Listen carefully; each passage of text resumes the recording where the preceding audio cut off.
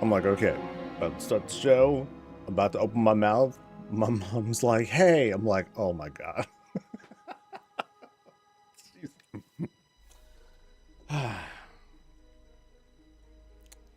Another peaceful morning, right?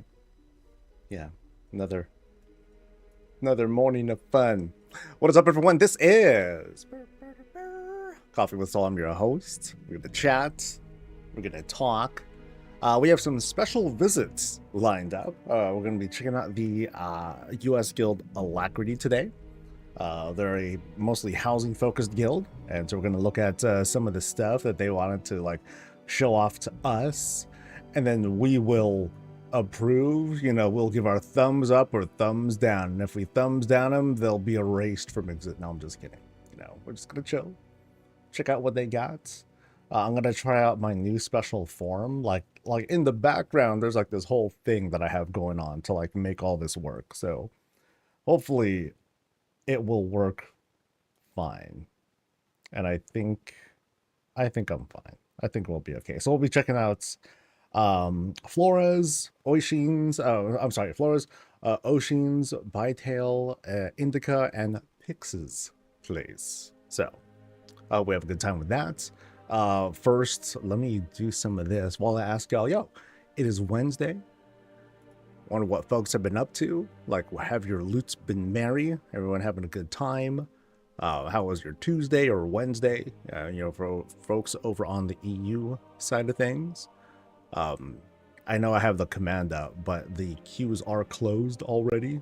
People were like popping as usual. It's pretty crazy how fast the queue fills up these days, and I'm very, very pleased with that. I just want to work on, getting more folks to like come in and check out what sort of housing things are happening around Warcraft. But first, I want to like make some money. So it's funny, like I'll regularly look at threads that talk about, oh dude, money is hard to make, it's like really complicated and yada yada yada, and I'm like trying my best to show folks, I'm like, dude, just do this and like you're fine. Like this is all you got to do, guys. This is the thing. And they're like, dude, I can't do it. I can't just make an alt and make potions and flip them for like easy ass money. Like it's too much. Why can't they just go back to click and then you make it? And I'm like, I just told you. You can make it's so good. Yeah, so. But I'm trying my best, trying to show folks like what's possible and all that. Let me say hi to people, all right? What is up to? Oh, that's crazy. Blywin is the first person to say hi. Not that it's Blywin specifically, but that it's someone from YouTube first, given stream delay and all that stuff. But yeah, you get a point. Congratulations. What's up to Ravens and Arcadius and Hazelnut and Malvenu and Sonata and Darth, and what's up to Roxana and Neeb? Hello to Blywin again. Hello to Ember Plays, to Lillian Storm and Kaisho and Stalwartine. Hello to Anne. Hello to Zozazu, and of course the rest of y'all, the most beautiful digital smelling faces going to join us throughout the day, the lurkers and all y'all. Again, I hope everyone's doing well. May your coffee be good. And I think I drank my coffee way too fast yesterday, and I think that affected how I did. I was kind of like thinking back to how I was doing the visits, and I feel like I rushed a little bit. I felt antsy when I was like doing kind of a retrospective. I'm like, I felt fine, but I didn't feel like great. So I'm gonna try to tone it down. Just a smidge. Just a smidge. Let's see. I do the best doors. That's why the presentation routes the way that I filmed them. I've still yet to like see a whole lot of folks. So like, yeah, I still have yet to see very many other folks who do the whole tour visit sort of thing. You know, I do what I do. But yeah, I haven't seen much of anyone else yet. I haven't been looking at her. I did happen to see one person who was looking at Macho's place. Mach is the person who did like the crazy arena with the purple seats, and he placed like a bajillion of them and all that. And I saw like a brief snippet of that. I was like, oh yeah, there's that one. But then I didn't really like pay attention to like the style or whatnot, because I am curious like what other people do, because you know, I'll kind of like look back, you know, as I'm reviewing some of the footage and everything. I'll think back like and I'll ask myself, okay, do I really want to focus on like every little detail? Because I tend to do that. I'll like point out everything that I'm seeing and I'll label it, and then I ask myself, you know, is that useful, you know, to me or to the audience or whatnot? Like when it comes to like the really like heavy kit bash stuff, and I'm like, wait, hold on guys, let me break this down. You know, if I see like this cool window setup, I'll break it down. But if I see like, sorry if I'm talking directly to you guys. But if I see a corner with some bookshelves and a table and a place to sit, and there's like just some coffee there, like, you know, we know that. We know it's there. So, you know, I think to myself, okay, maybe instead of like, you know, stopping to point out that corner, I'll just kind of like, you know, it'll be like the briefest of mention, but I'll mention like, okay, you know, corners like these and these, they help to create this room that delivers this kind of vibe. So I'm those are things that are kind of in the back of my mind.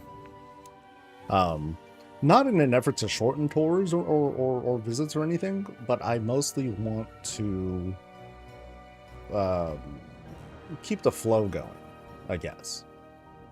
You know, from cool thing to cool thing to cool thing. But what I'm scared of too is that I might do that in such a way that I might make a place feel unremarkable, because it's like, oh, we're seeing a lot of the same stuff, and then I end up glossing it, and then that feels bad, and I don't want to do that either. So it's more than just kind of me just dropping in and improvising and being like, oh, let's just like YOLO this thing. You know, a lot of it comes off that way, but then I'll do retrospectives and I'll like overthink and, and I'll like try to figure out like how to do a bit more of a show, a bit more of a cool presentation for folks.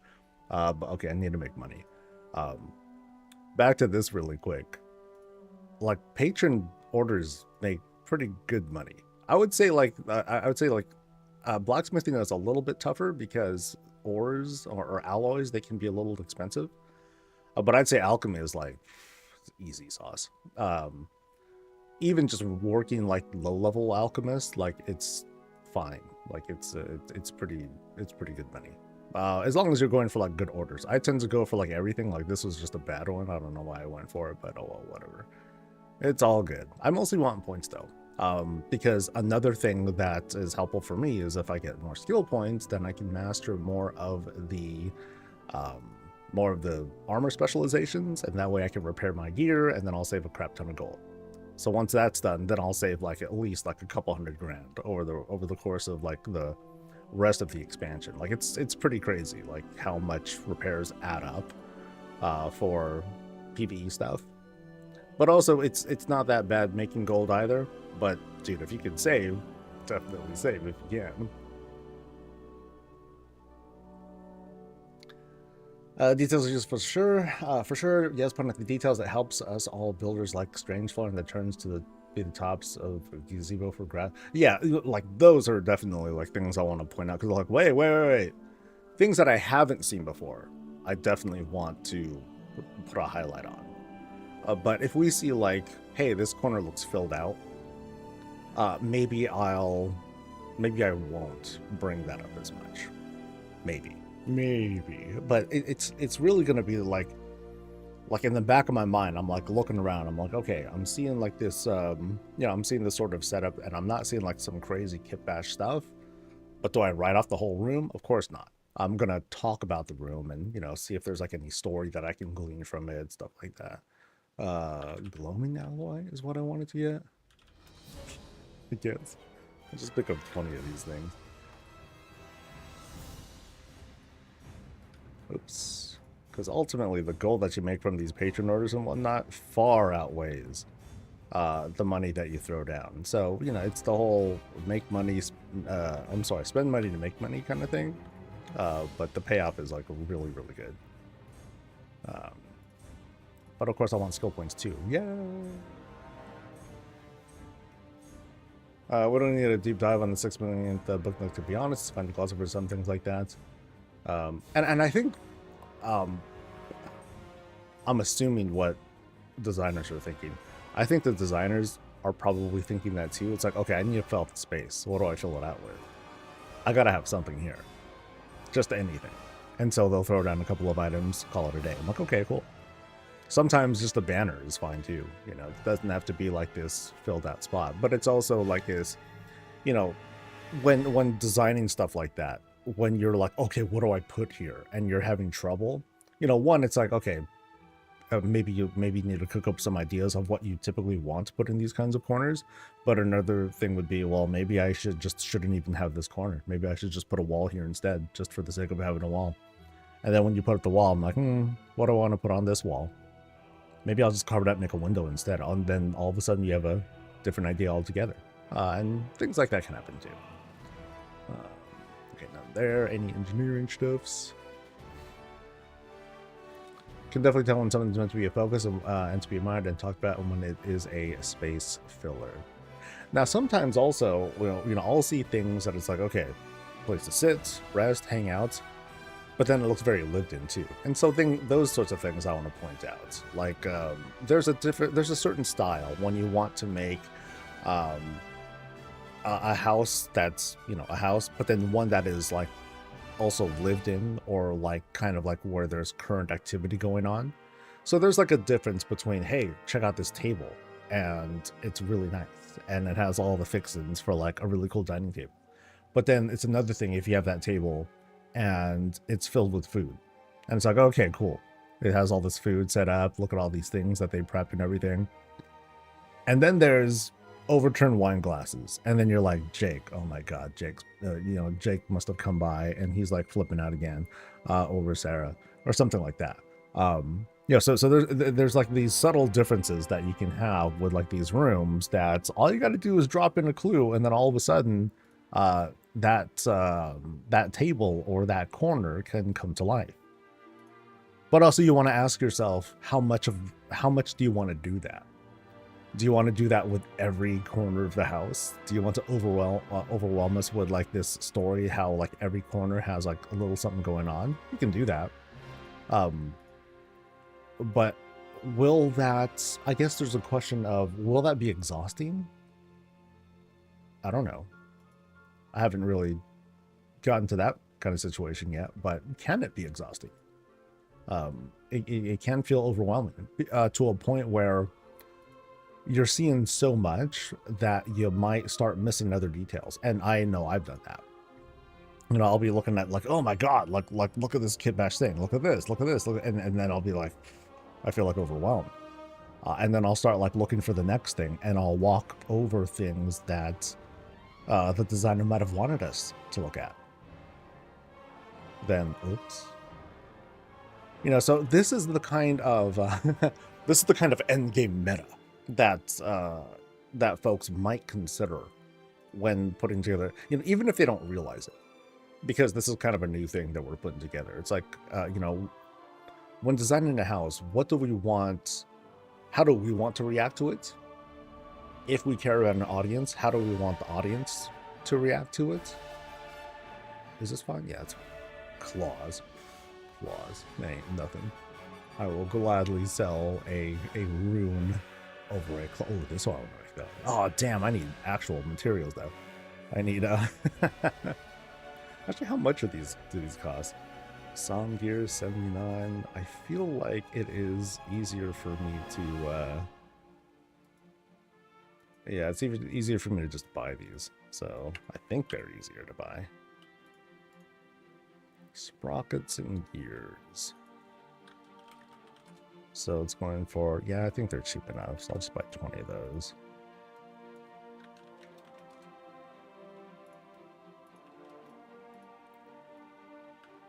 That's no biggie. Oh, look at all the random crap I'm getting from all these orders. It's very polarizing just how big of a difference some days make. It's like some days it's like, okay, there's like, I think there was one, oops, my bad, not even doing the right thing. I think there was one day where the other day there was like literally 0 crafting orders that popped up. I'm like, oh, maybe that's a bug. But that was highly disappointing. I'm like, oh no, I feel sad. Why the sermon music? I don't know. It's random. So whatever plays. That one, no. This one, oh, PvP stuff. Never mind. Okay, so I think I have one little turn-in guy here. I have all these little material things to get from that. All right. So we'll keep an eye open in case there is a trading post thing, because we're getting pretty close. I would say either today or tomorrow is when we're most likely to get a trading post preview. Friday would seem kind of weird. Saturday, Sunday, that I forgot the last time we've seen trading post stuff come out over the weekend. So it's usually during the weekdays. So we'll hope for the best. Yay! Because that's free content. That's long and short of it. Yeah. So easy clicks. So let's see. Anything else from here? There are a few more things. Dude, this is a pretty good haul. Today was a good day for crafting orders. So you got to think like, okay, what about like the rest of the professions and all that? So like typical thing, you'll just like sell whatever like higher quality stuff, because that's, for me at least, they're useless. I'm not going to use those. And then I have these things. Then there's like some runes that I think I got. Okay, there's like 3 runes there. What's the thing called? A root? I keep forgetting the name. Did I not get any? I don't think I got any of the whatever they're called. Yeah, I never got any roots. Oh, that's kind of unusual. I usually get at least like some, especially after a big order like that. But oh well. So that was a couple things that I got back. Cool. And then, most importantly, points. What do I want points in? Let's max this out. Oh no, I'm short, son of a bitch. Okay, I'm almost there. And then I think with this, I think there's like not much for me to do now, so I'm just gonna do guns. Yay. Petrifier, yeah, there we go. Yeah, I'm surprised that I didn't have any that that came out from those orders. Sometimes the luck sucks.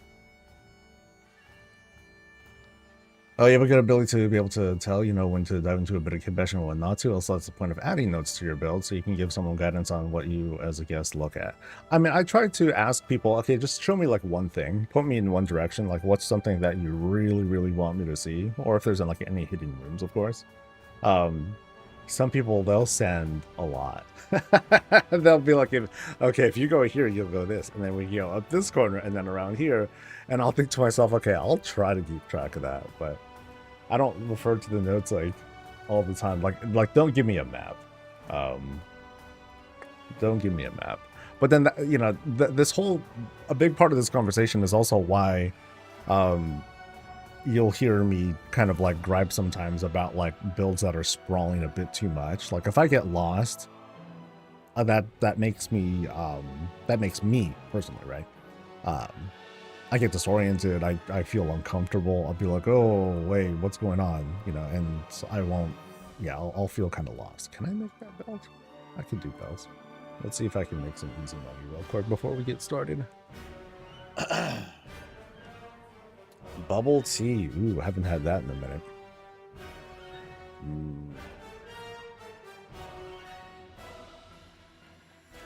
Yeah, today's Wednesday, so it is alchemy day. I wanna make my round of goldsies real quick. But today is also going to be a time for me to cut more visits, so I can get ahead of my schedule and, you know, keep them videos coming out on the other channel. Okay, he's sending. Yay, $3 grand. Cool. Boop, boop, boop, boop. All right. Cool. So let's head over to place number 1.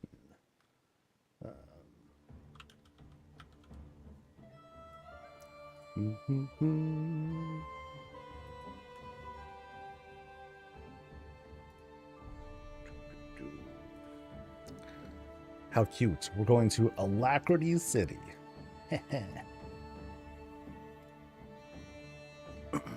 So I don't know if anyone from the guild is here. Perhaps not.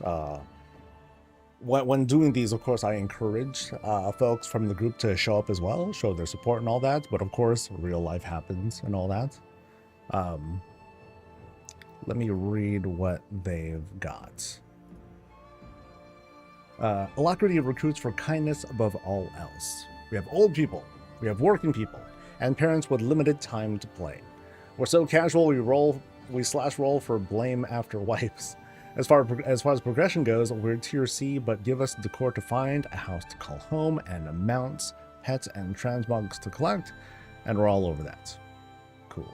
Nice. So we got one person repping. Nice. So yeah, this is like the new experiment that we're trying. You know, we did it with the Cozy Keep, and I'm going to try and do it with whoever guild, community, or small group of friends or whatnot wants to throw together. Minimum 5 houses. Actually, no. Okay, it's 5 houses. You know, min max. That I want folks to submit, and it's a way for you to show off your group or guild. You know, give and of course, if you want to use it as an opportunity to recruit. In case there might be people in chat who are like, ooh, this seems like a cool group that I want to like sign up with or at least check out.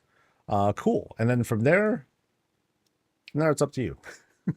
hands off, buddy. I'm just here to show stuff.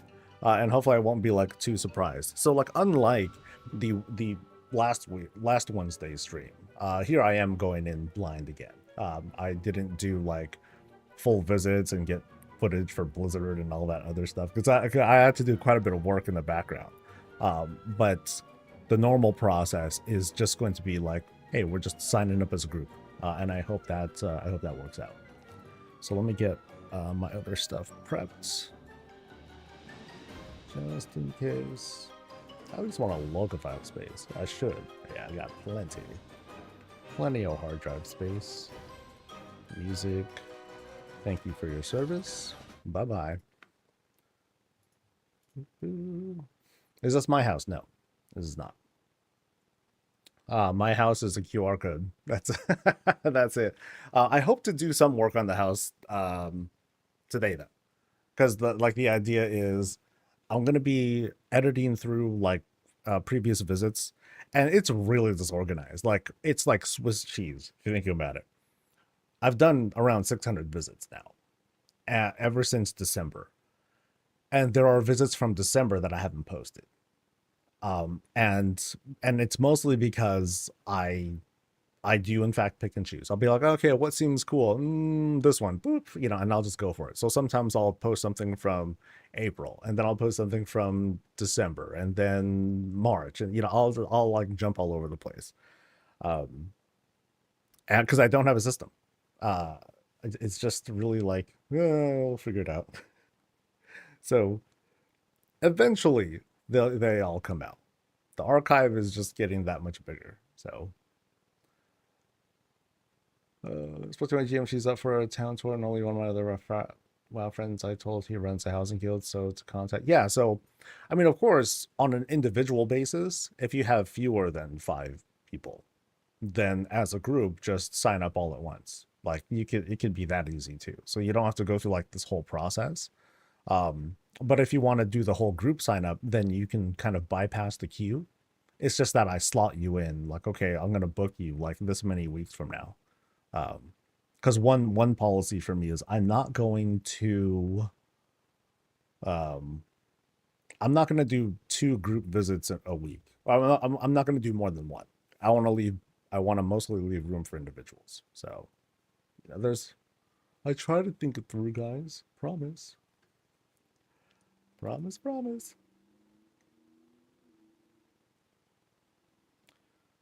Trying to get into chat, and I've done the verification, but your chat screen isn't allowing me. You can chat through Twitch. Stream at the moment, so it's super hard for...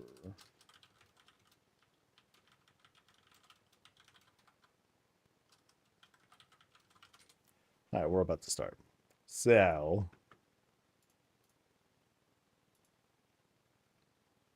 we'll do our best. All right. Okay. Yeah. They just told me that they couldn't log into Twitch for some reason. That's very odd. So kind of sucks. All right.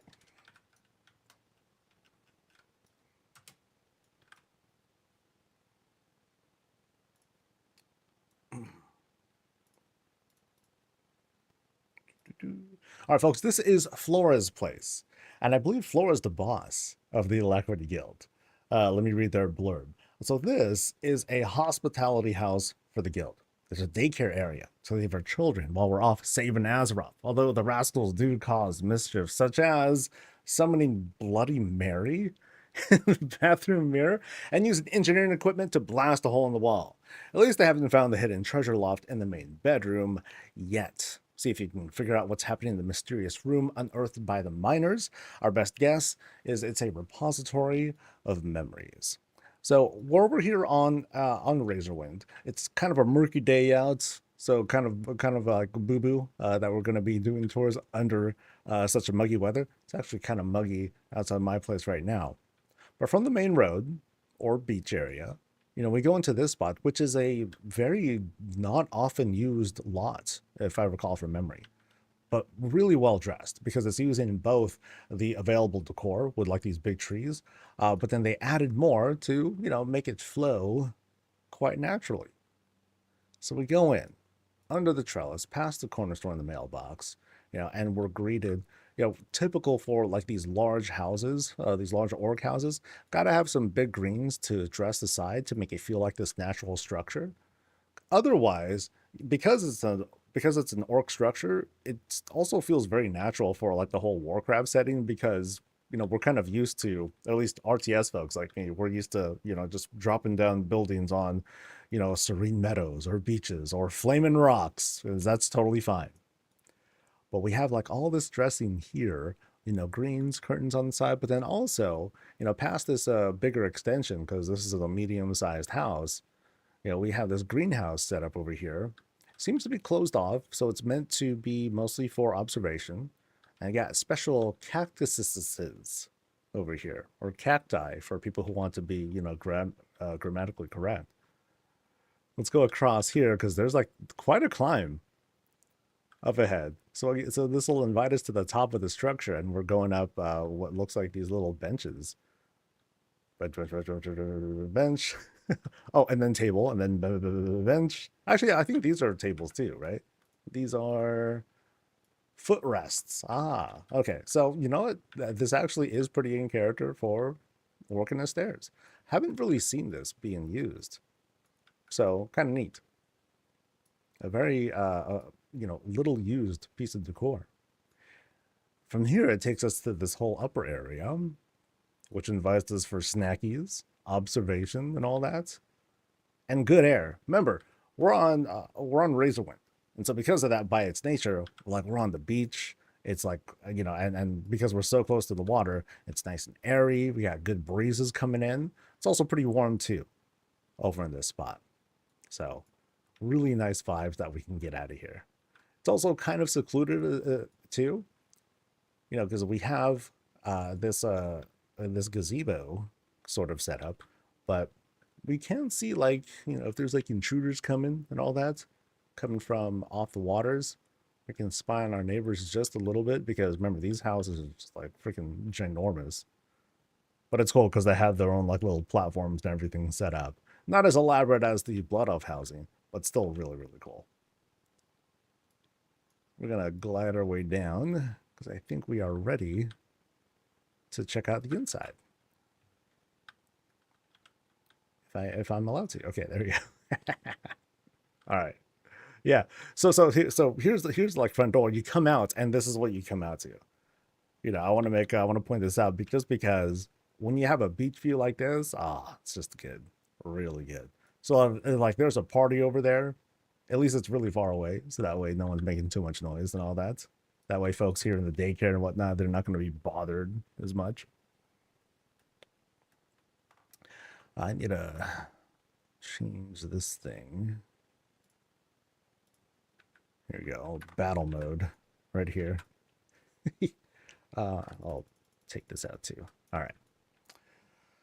All right, so as soon as we walk in, we have this closet. It's already closing us off. So this is like kind of like the pre-entrance of sorts. It's like, yo, rinse your hands off. But then people will be like, wait, you're not supposed to rinse your hands off. That's just there for decorative reasons. But it's like, yo, it's there if I want to do a quick rinse. But we are invited to lay our stuff down.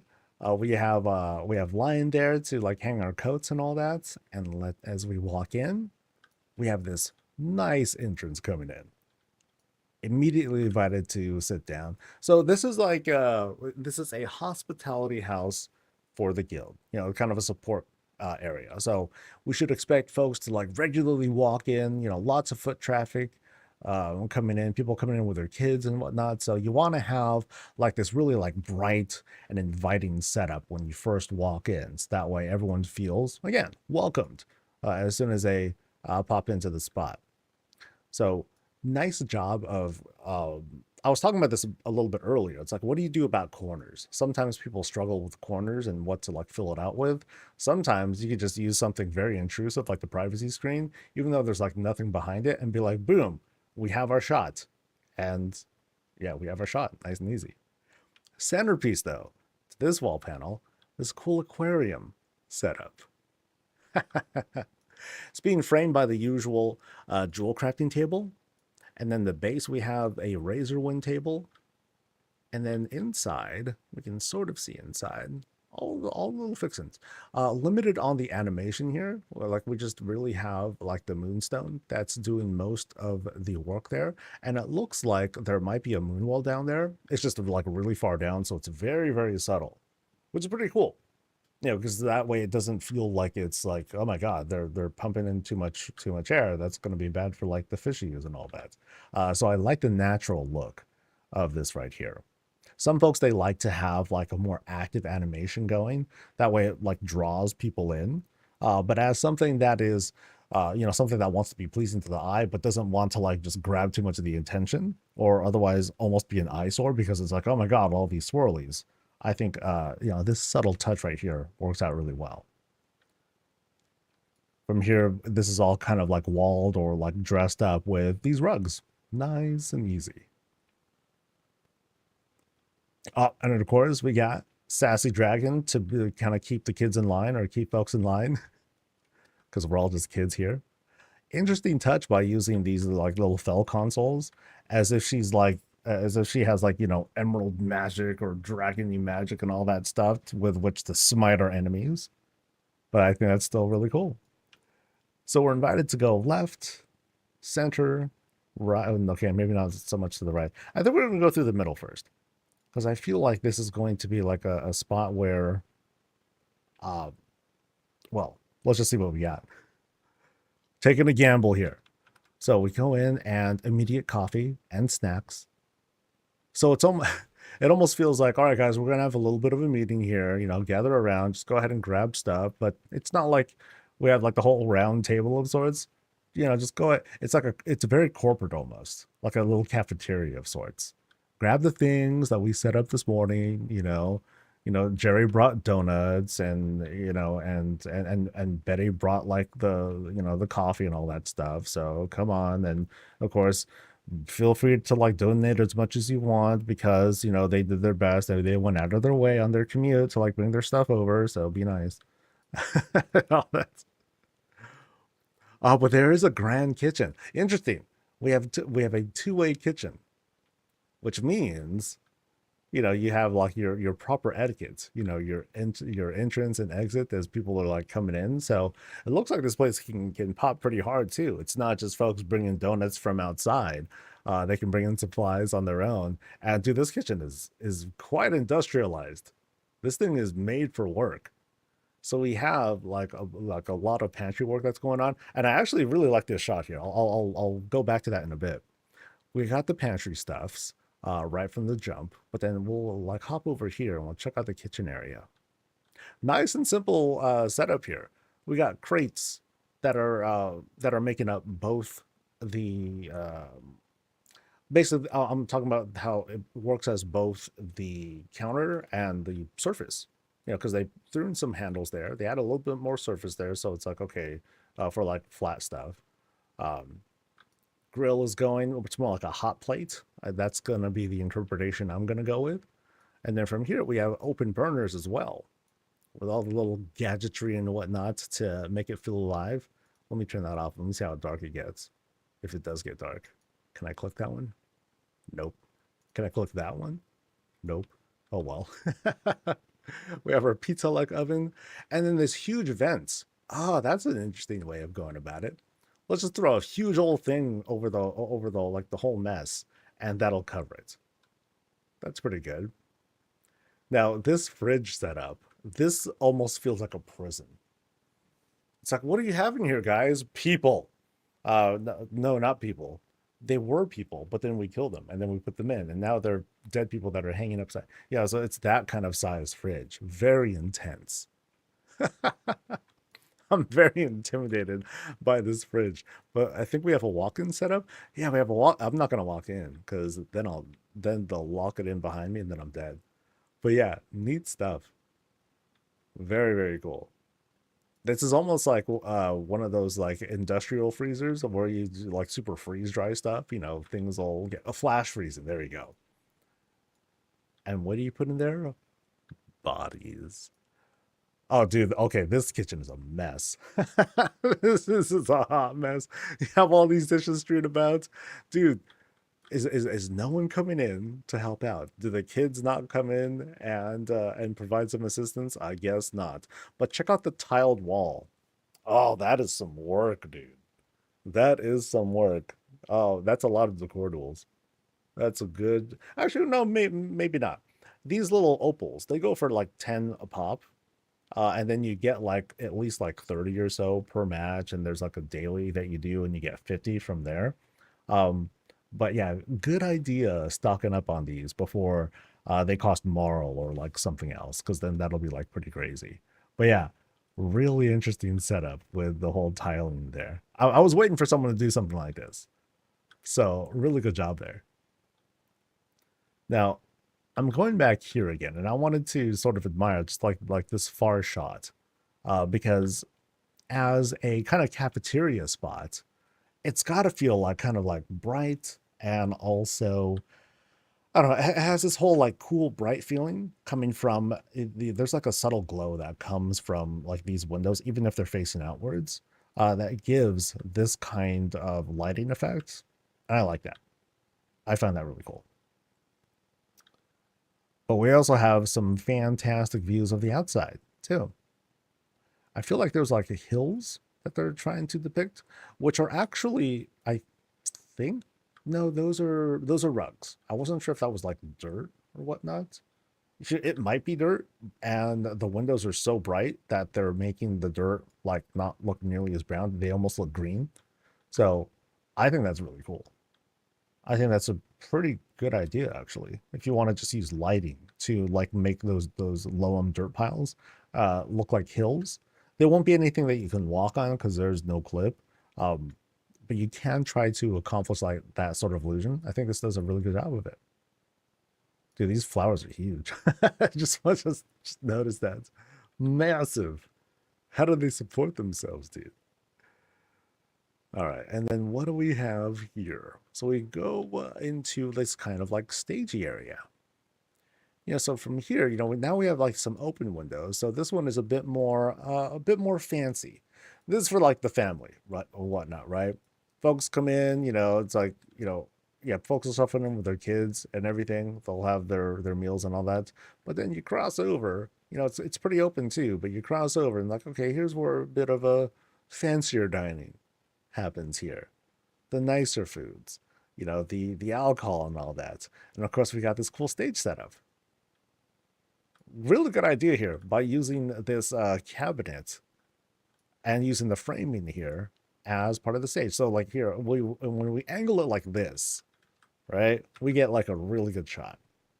I like that. Very, very convincing. From here, tables are being used as walls. Nice touch. Very artsy, which is like the intent here. I dig it. Again, the lighting pops. And let's see what's behind the stage here. Fell, stop, fell, stop, fell. No, it's probably not. It's going to be not okay. Even better. Nothing. All right, so let's retreat. We'll head back and oh, we got to go all the way back. Previous room here. That's the front door. So now we're going this way. So we go in. We're invited to go up. This is a stairwell room, looks like. And here is, oh, this is where the kids are. Oh, they're having such a good time. What are they playing right now? They're playing like race cars and stuff. So like lion versus puppy. Dude, puppy's gonna smoke them.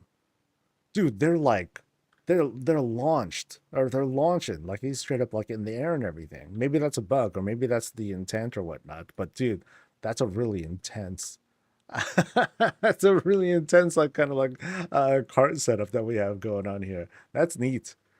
Dude, give me a whole track of stuff like that. But yeah, we got like these kids cheering them on, and what are they doing? They're betting, right? They're logging on to like Kalshi, FanDuel, whatever or whatnots, and they'll be like, all right, who's gonna get this and this? Well, I'm still betting on the war, and who's gonna start the next Horde and Alliance war? Well, I'm gonna say that it's not gonna happen until like 3 weeks from now. Well, I'm gonna say 3 weeks and 4 days, because the odds of that, oh man, I'm gonna come out big if it turns out to be true. So yeah, these kids, you know, these kids are they're trying to hustle. They're trying to hustle. It starts off with these races, but then it's just going to keep scaling up, as soon as they get more access to money and crypto and all that stuff. Otherwise, we have a bunch of fun stuff going on.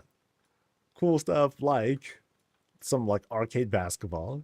Very cool. They're also painting. They're doing so great as well. Painting, sculpting. And then what other fun stuff do the kids have? Oh, it's story time. Hell yeah, dude. All right, so here's Uncle Soul reading the story of like how his guild failed to take down Lura again because what was it this time? We were short on healers. and that's why we didn't get AOTC again last night. And then they're all asleep. Mission accomplished. I'm really good at that stuff, by the way. All right. What else do we have here? Places to sit, relax, nap time. Are the gnomes like little babysitters of sorts? I feel like they might be. So this guild enslaved gnomes to watch the kids. Nah, I'm sure they get paid. Or at least they give them the illusion of getting paid. So that's the kids' bot. But let's look at what else is going on. Now they mentioned something about blast on a hole in a wall. So like there's like the engineering equipment that we saw from a little bit earlier. I see no hole. And this happens to be a stairwell room, so I'm not going to see like this sudden portal into Fellville or anything. But let's start heading up and we'll explore what else this place has to offer. We climb up, we got banners lining the walls. You know, it feels like it's like a, you know, representation of what the guild is and what it has to offer. Jack and Jill are like arguing about like something that they're reading in the book. They're saying no, something Harry Potter stuff. I don't know. That's kind of what first comes to mind. So we cross over, and again, I want to point out that just how filled out the walls are. Yeah, not too filled, but it has everything that we need. And then we enter the bathroom. Oh, this is a very wide bowl. Let me have a seat real quick. I mean, it works out, but it's almost like this whole overhead thing. Like imagine like a toilet that big, sorry, this big, and then it almost kind of like wants to hug you and surround you and all that. I would totally fall in. My little blood elf booty. Yeah. Oh, dude. So, got some, that's either me, a reflection of me, or this is just like branding. This has total like, you know, Wicked Queen vibes. Especially because you have like the effects here. Who's the fairest of them all? And I'm like, you are, because you're gonna like get me killed somehow or something like that. That is funny. All right. So we go into this box. So we're at the top of the stairwell room. We enter this new room, which seems to be like a fairly large room. It's being cut into different pieces. And it seems to be seems to be a lot. We're invited to get drinks. Cool. So if I'm here, you know, I'm grabbing a mug, filling stuff up, and then I'm just gonna be like, I'm just gonna like kind of wait here for a bit. Okay, let me at least look in here because we have like somebody's bedroom. Extremely well lit, but they do have like some snackies set aside. They are a wizard. They got their wizard cloak and everything.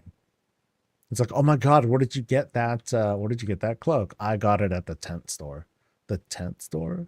Yeah, just don't ask. It's just, you know, it's nice though. Ha ha ha. Love it. So here I am, mug in hand, and we enter. Oh, interesting. Now, what is being depicted here? Now, what I find interesting here is, okay, well, first I want to admire like these wall panels because we have like these cool shots being set up. They give us glimpses into, you know, different places in Azeroth to conquer, perhaps. Now, the question that I have is, are these like portals of sorts? Could be.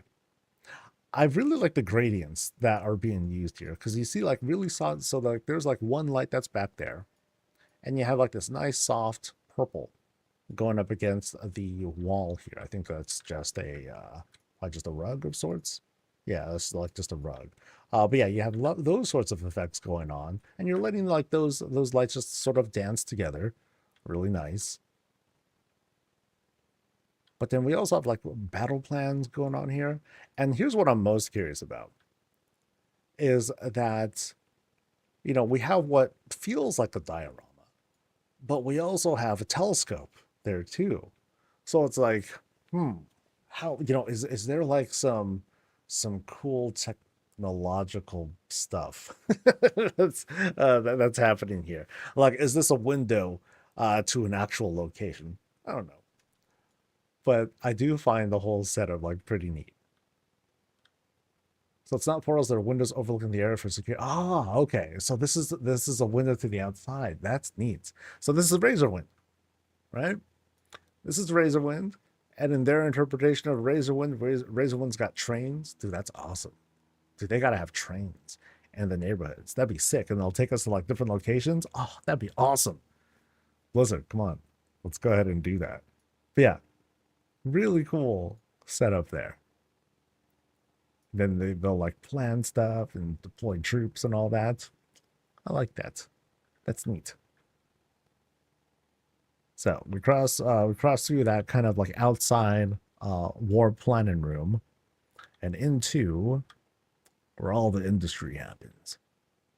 We're making stuff, the tools of war and fun and war, because, well, in this universe, war is pretty fun. All the things to make, you know, weapons, poisons, different concoctions, vehicles. Ooh, that's cool. I wonder if that happens to be a vehicle. All the basically all the crafting stations. Oh, that's cool. that's a neat depiction of a sewing machine. Quite industrialized. That's pretty sick. We got our racks of cloth and linen and string and stuff to be processed. I dig that. I dig that. But yo, this engineering thing. Yeah, they made their own like special tank of sorts. Nice. And of course, that's drilling into like further adventures into the unknown. Okay, that's crazy because we went up the stairs and we found lava in in this area. Well, that's crazy. Oh boy. Yeah, so it's almost like this place is built into a mountain of sorts. Let's double check my path. Yeah, okay, so there's a door there. And we got like these big old skylights as well. So very, very bright in these work areas because it's got to be, you know, you got to do your precision stuff. You want to have things be well lit. Might as well have a skylight if you can get away with it. That's going to take us outside, but I also want to peek into what's here. I have a feeling I should go here first. So we go into like this sort of like mining tunnel area. Ooh, it's really tight in here too. So yeah, definitely the whole feel of like, okay, this base is built into a sort of mountain. I didn't expect it to connect from upstairs though, but that's cool. Yeah, we continue to go through like these really like tight turns. Dude, okay, this is a crazy drill setup, but they managed to break through, but somehow unearthed a portal. Uh-oh. But where does it take us? Oh. All right, so this kind of has a Caverns of Time sort of feel because we're seeing things from like all sorts of different places, different sorts of setups. So this has a battleground kind of feel. This has maybe that's a vanilla TBC. Would I say this is Wrath? Sure. Cataclysm. Mists. Warlords. Yeah, we're seeing all the expansions. That's cool. Legion. Right? We got some Battle for Azeroth stuff. Shadowlands. Shadowlands things. Dragonflights. War Within. And then interesting how this is the depiction of midnight. Oh, I guess Blood Elf stuff, right? Blood Elf stuff. But then also I feel like the whole housing thing too. Neat. Very neat interpretation of you know, this is the WoW room, right? This is the Warcraft room. Right in the center, feels like we have a dedication to absent friends. Happens in long running guilds. Very cool. Very, very cool. So let's retreat back through this portal, and then we have that other skybox room that I think I saw. Kind of neat little thing they have set up over here. Like this is a they made a super deluxe drill setup. That's neat.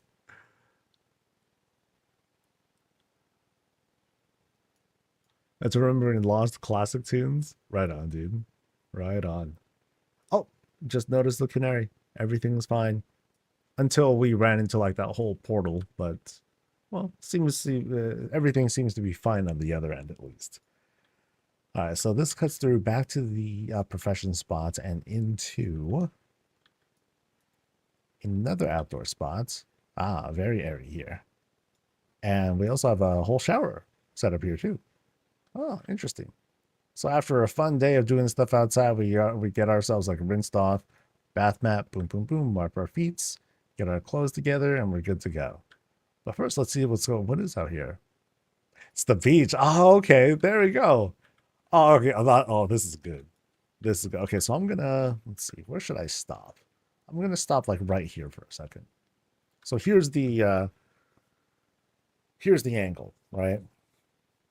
You know, we got the water ahead of us. We have this sort of perspective check up ahead. You can see those like boats, some of them getting smaller as we go further back there. We have like this hilly area and then the lighthouse over there on that far end. But I mean, those boats are like further back anyway. Cool setup. Cool setup. So I'm going to pan around and see what else we got here. So when we come out, you know, big structures to kind of lead us out. So great job with the illusion. Since we're on the beach, you know, we can kind of get away with, of course, up ahead, you know, we can kind of like leave things sort of empty looking. But what we have here is first off, you know, this big meadowy parts until it spills into the beach, and then we get into the water and everything. And we have some Miss Murgles who are hanging out, doing their thing, flying kites. I think these are also some of the workers that work that like they look like kids, but they're actually like people who were sort of in charge of the daycare. They're like, yo, we gotta get away for a bit. We gotta get out of the house and like relax a little bit. They got some barbecue stuff going, which is incredibly unsafe. Having that sort of fire going right next to the dry plants and all that stuff, that's brave. Maybe they don't care. It's like, yo, we're supposed to burn this stuff anyway, so we might as well just get rid of it. And there's nothing else around us, so like it's fine. But yeah, let's get closer. We'll take a look at we'll break down the illusions here. We got like a little lobster looking guy there, some water effects in different spots, and then here are bathtubs. Haha, bathtub being used as boats to help set up that illusion. And like simple setups to for the water and everything. Yeah, nice and simple. Of course, it's most enjoyed from back here, and you see how everything lands together pretty cleanly. Yeah, Lobster makes me laugh beef pretty much. He's like, no, I'm just chilling, dude. I'm just chilling like everyone else. I'm gonna grab some wine in just a bit too. Yeah, very awesome setup. And I think we've seen everything. I think. Was there anything I missed? Hidden treasure loft. Oh, actually, there's a something about a treasure loft in the main bedroom. All right, so let's see. I remember one. Actually, wait. No. This is a spot. Hold on. I totally didn't see this. Haha. All right. So now, this is the bedroom that was mentioned. Nice. So that was just hidden in the profession area. Here's where the boss can finally rest, have a little bit of privacy. Although I don't know how they can have a whole lot of privacy because the profession stuff is just like right next door. So it's got to be like a total like, you know, lots of noise pollution. Unless this is all soundproof and magical and all that stuff, that'll work out.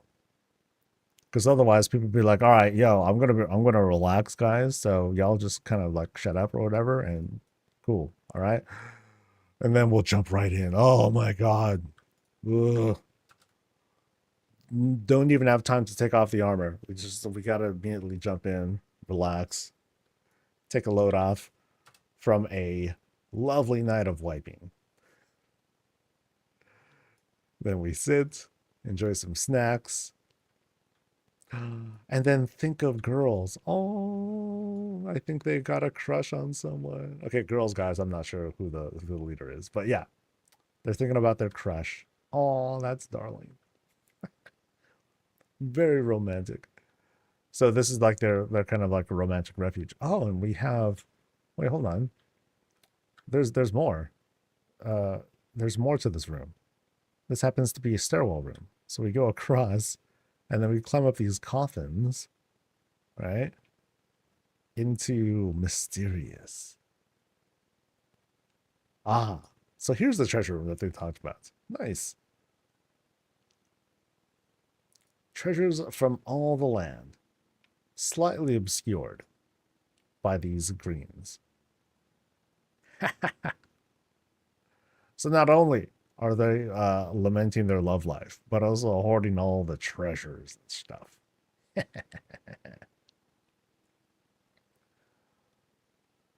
All right, so I believe this does take care of everything, right?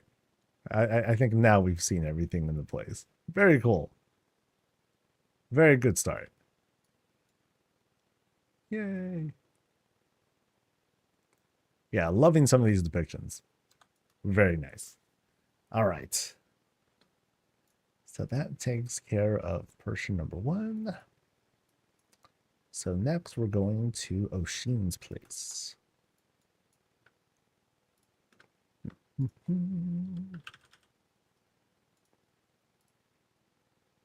Number 20. All right.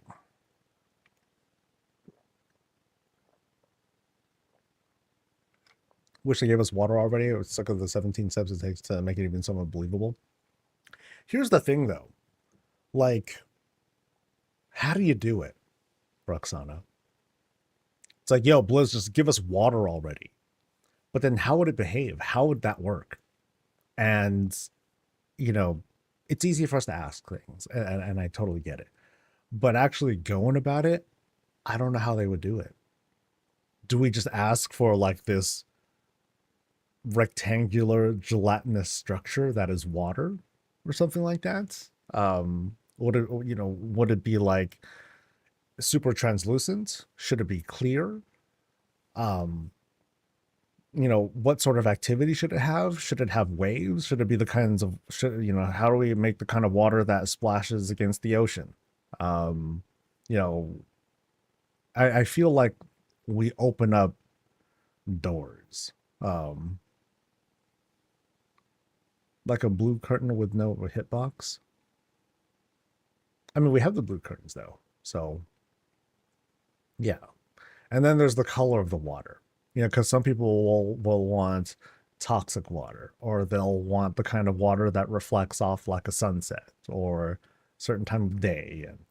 And I feel like it opens up a lot of trouble because players have infinite wants, and it's like, no, we need water that flows this way, and then we need water that works as a waterfall, and we need ones that doesn't have like this stuff in it, and it's crazy. We have water that just needs the fountain structures removed, and I think that's where players and devs clash, because players want the effects, but I don't think the devs are that interested in giving us just effects. Like, oh, you want water? Boom, there it is, water. Because water isn't exactly decor. So I wonder how long that'll last until they give in, right? All right.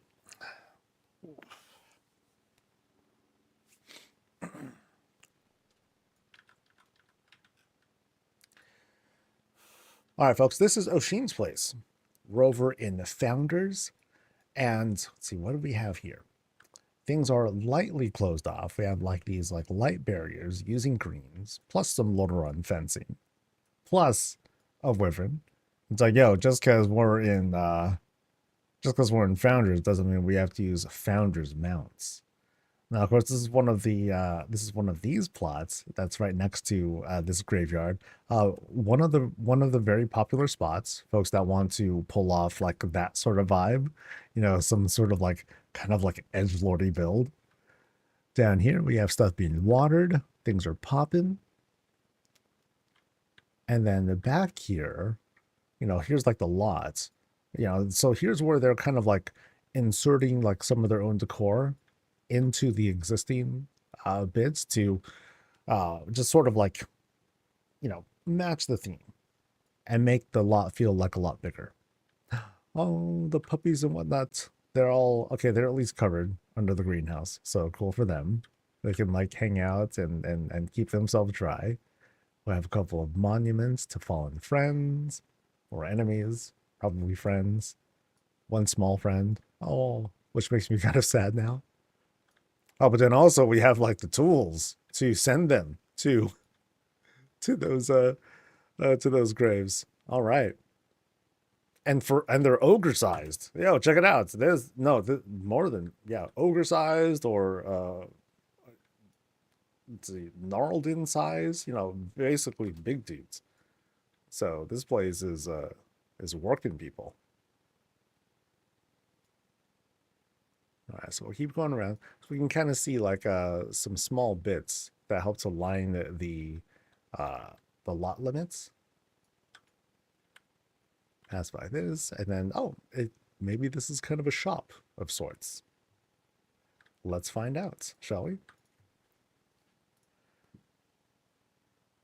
All right, so here's the notes. Welcome to the shared sanctuary of Oshin and Rakilitus, a peaceful home blending mystical elegance with warm comfort, filled with glowing lanterns, tranquil meditation spaces, enchanted relics, lush gardens, and cozy gathering corners. This is the place for creativity and healing and friendship and quiet reflection. Whether you arrive for Reiki on the beach or simply a moment of calm, every room invites you to slow down, breathe deeply, and feel at home in the magic of Azeroth. But then we got keys to do, yo. We got places to be, we got stuff to grind and all that. No, I'm just kidding. So as soon as we walk in, we pass by these little drapes here. Let me turn around real quick.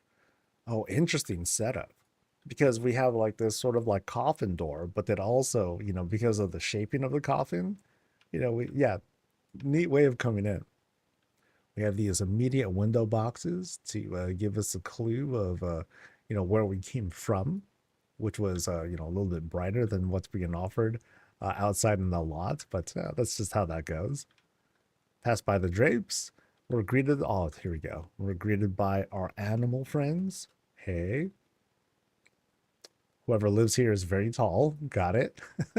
I am not, clearly. So we come in. So immediately, like I feel like warmed up because the space, this is a plus shaped room, very tight with the setup.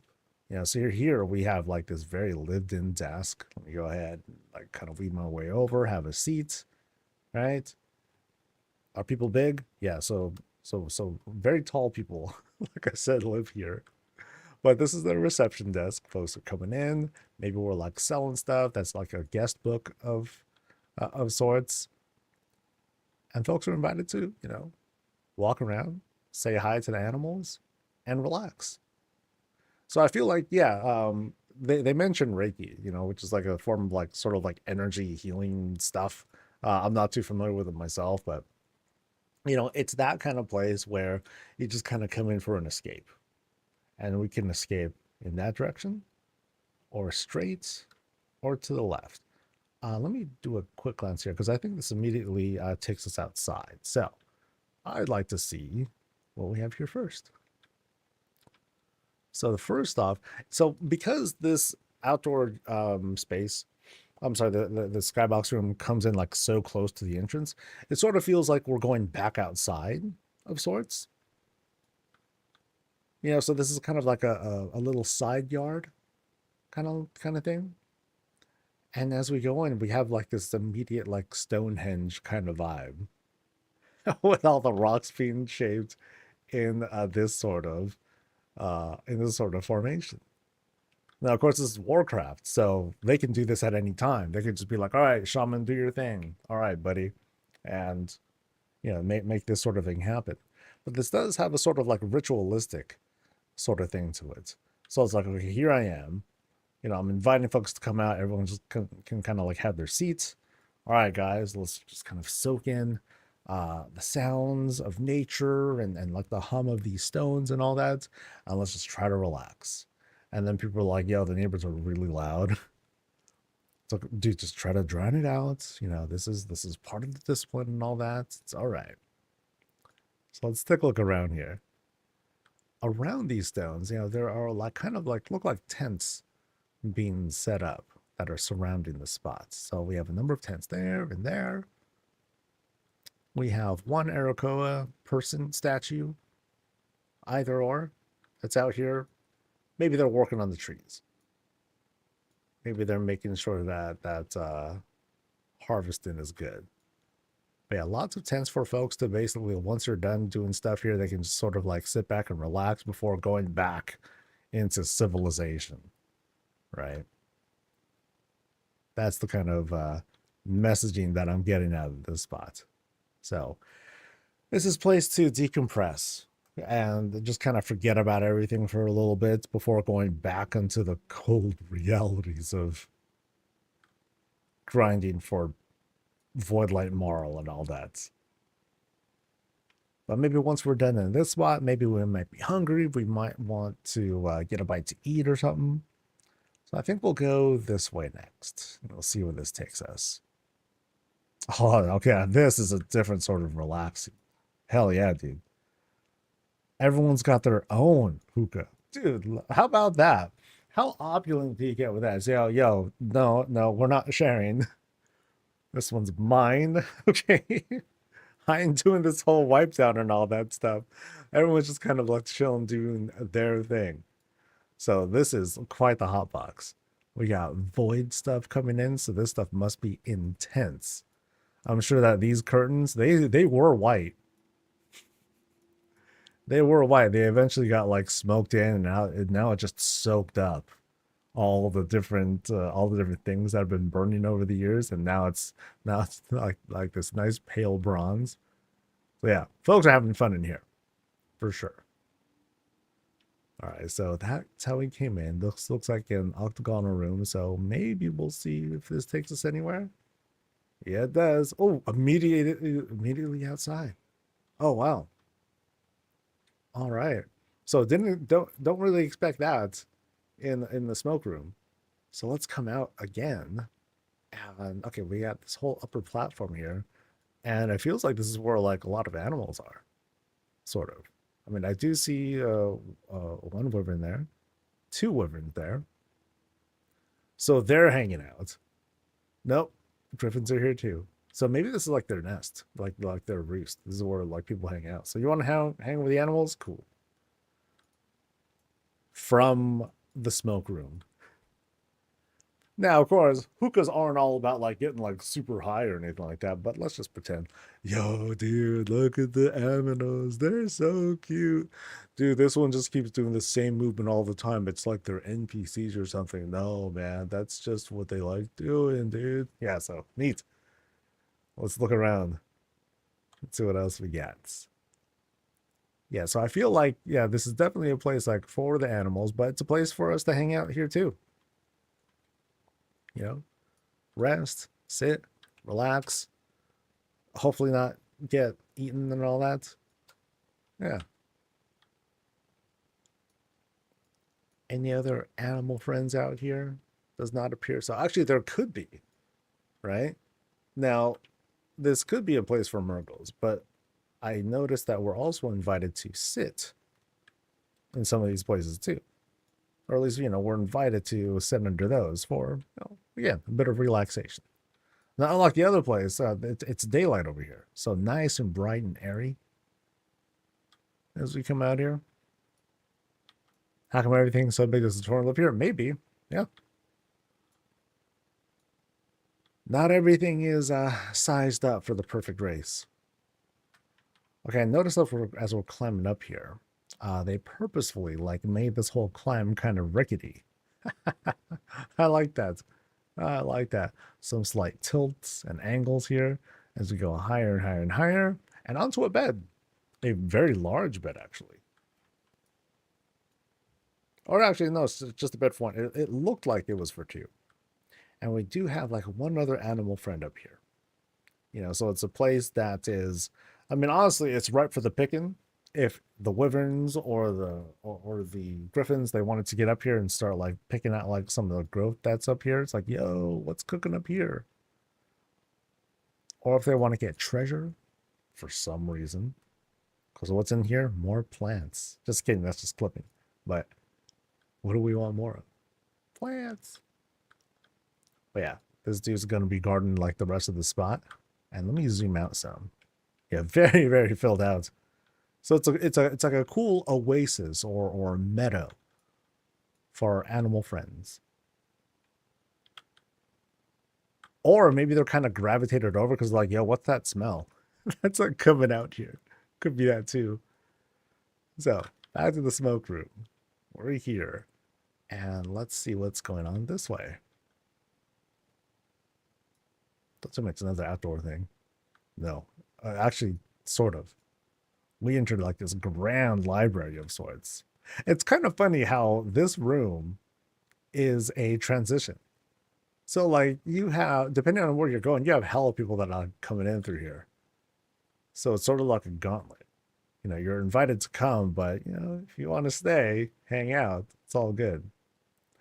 But here we're in a stairwell room. And this gives off the illusion of, okay, that's actually outside, which I find to be pretty cool. But of course, we're invited to like go upstairs at least like one other level. There's like this whole upper loft there too. That's neat. But yeah, this turns out to be a big old library.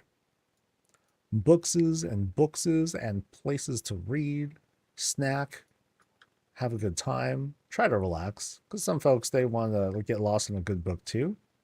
Invited to play, to do some like gaming related stuff as well. And here we have like this sort of glow here, right? Now we have some intrusive glows that are coming from that Mechagon light over there, but let's not worry about that for a moment. Let's just admire that, you know, we have this whole like outdoor vibe going on. That's cool.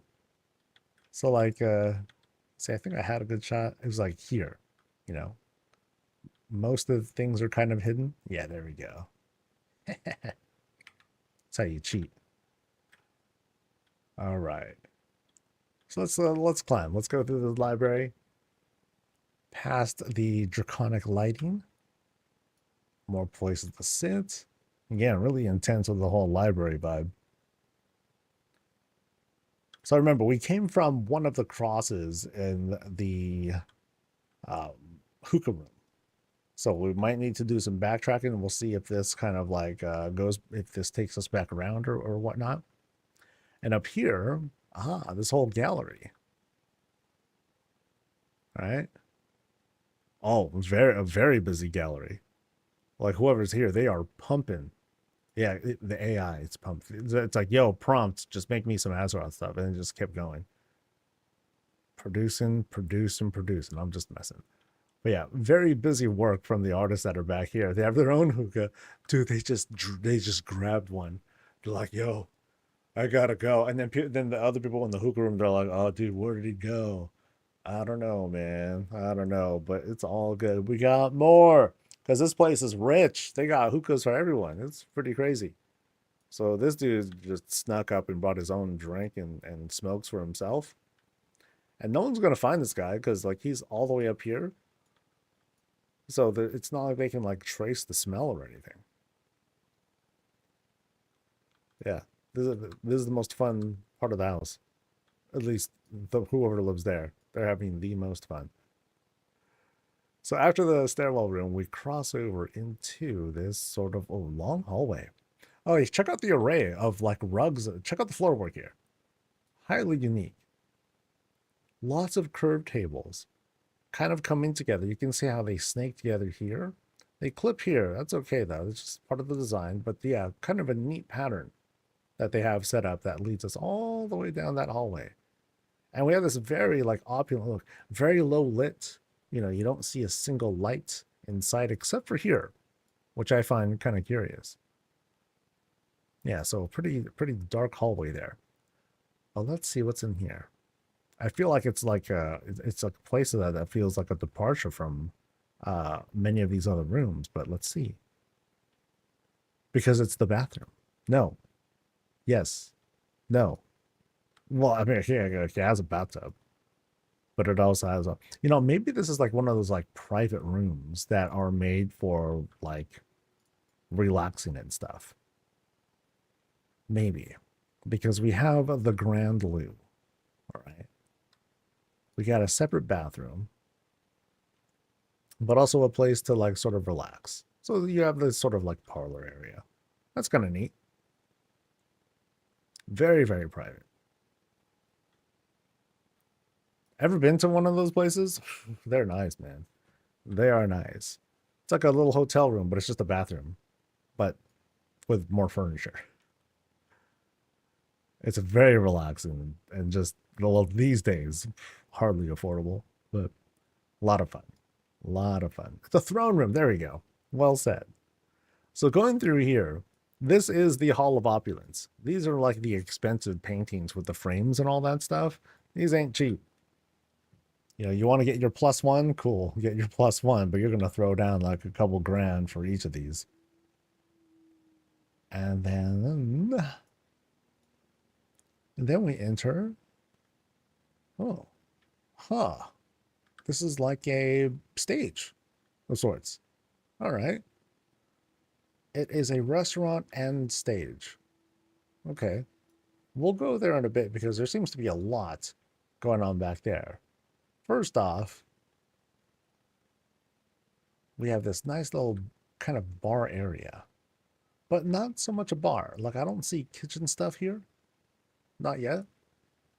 It's just a place where food has been served or is being served. Got some boar or whatnot being prepped there. Lots of stuff being set up. One more hookah. Can never have enough of those, apparently. And then we have like all these different couch setups. Coffins. Notice how coffins are acting as like the rear cabinets, or like, you know, things to kind of line the back. Or we can say this is very, I don't know, something feels very dark about this. It's like, here we are, we're sitting, we're staring at this coffin with the candles and the wine and everything. So is this a place of mourning of sorts? It could be. Like a big funeral parlor almost. But maybe not. It could be Gothic, yeah. It's just kind of a sudden shift. But now let's see what's going on here, because I see the windows, and then I see a lot that is beyond the windows. Yeah, there's a lot going on back there. They're like target dummies that are staring inside as if we're like taken prisoner or something like that. But I also feel like this is a stage because you have a lot of people who are here too. Interesting. What sort of story is being told here? So let's see if we can go through here. Okay, so we can go through here. And it turns out, oh, okay, it's just a hallway. It's only a hallway, and I feel like I'm maybe not meant to be here, but I am. Because it feels like they purposely made this as an illusion. And then this just takes us to the other side. Right? Yeah, there we go. Again, we got the whole magic mirror going on.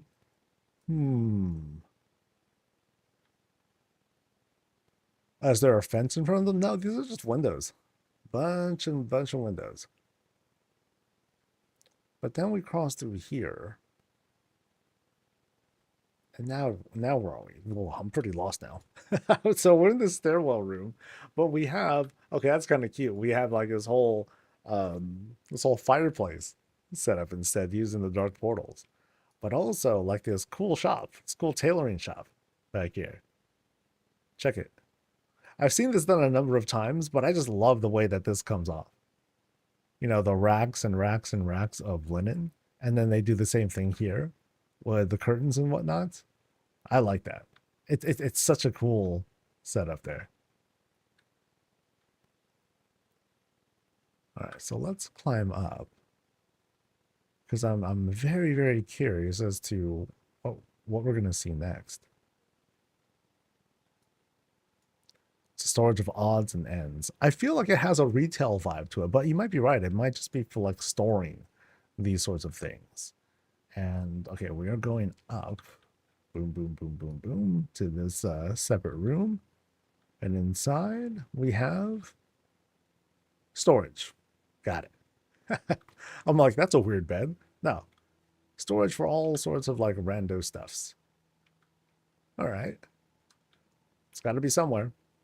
Otherwise, it's going to sit in our like storage, you know, the core storage. Nice touch here with taking these tables and just sinking them down, just for like a little wall decor. Neat. Oh, and they did it twice. So we cross over into this other room. This is being like carved out. And oh wow, I'm getting lost now. And then now we're in this very Pandaren room full of animals. Hey, animals. Want to try and get away from all the smoke, huh? But I didn't want to go outside because, those the griffins and the wyverns and whatnot, they can be kind of scary. Yeah, these really, really intense Pandaren vibes in this part of the house. So, this is a home for two people, and I can't really tell which is which. But we are going to like see these like strong depictions of, I guess these are the 2 bedrooms. Yeah, it looks like these are meant to be like the 2 bedrooms. Am I meant to go through here? No. I did just see the other side of this room, didn't I? So this has some, I guess, really strong Draenei vibes to it. Or not. This looks more like workshop than bedroom. Lots of void stuff being worked on. Dabbling with lost or forbidden technology. And no bed here. Yeah, so actually this might be like the wing of like their bedroom. So like this is just like, okay, here's like the working side of things. And then on the other side was just where they sleep. You know what I mean? Very cool theme. Got very lost making my way up here too. Because here we are. Here's like basically their bedroom plus workshop and all that. So they're the guild leader of Phantasmagoria. Huh. Her guild is more into the RP side of housing. They do Reiki events and things like that. Nice people. No, nice. Yeah, very interesting setup.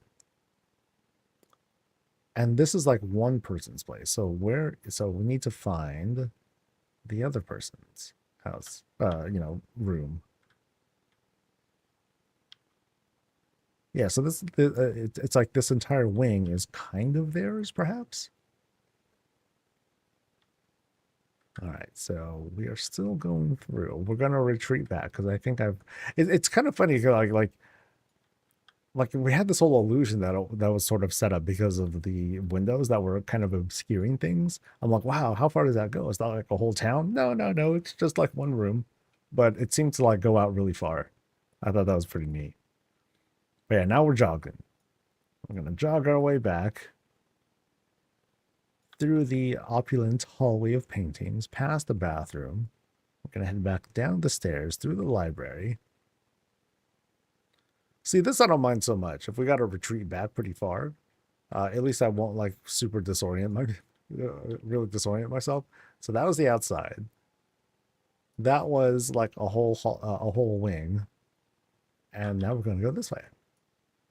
And now we have like some processing stuff. Oh, wow. No, it's more like a restaurant area. Ooh, there we go. So, kitchen had to be somewhere. So I guess the food that's made here, it's wheeled up all the way, like down that hallway and everything, over to that spot. But here's where like the actual cooking is happening.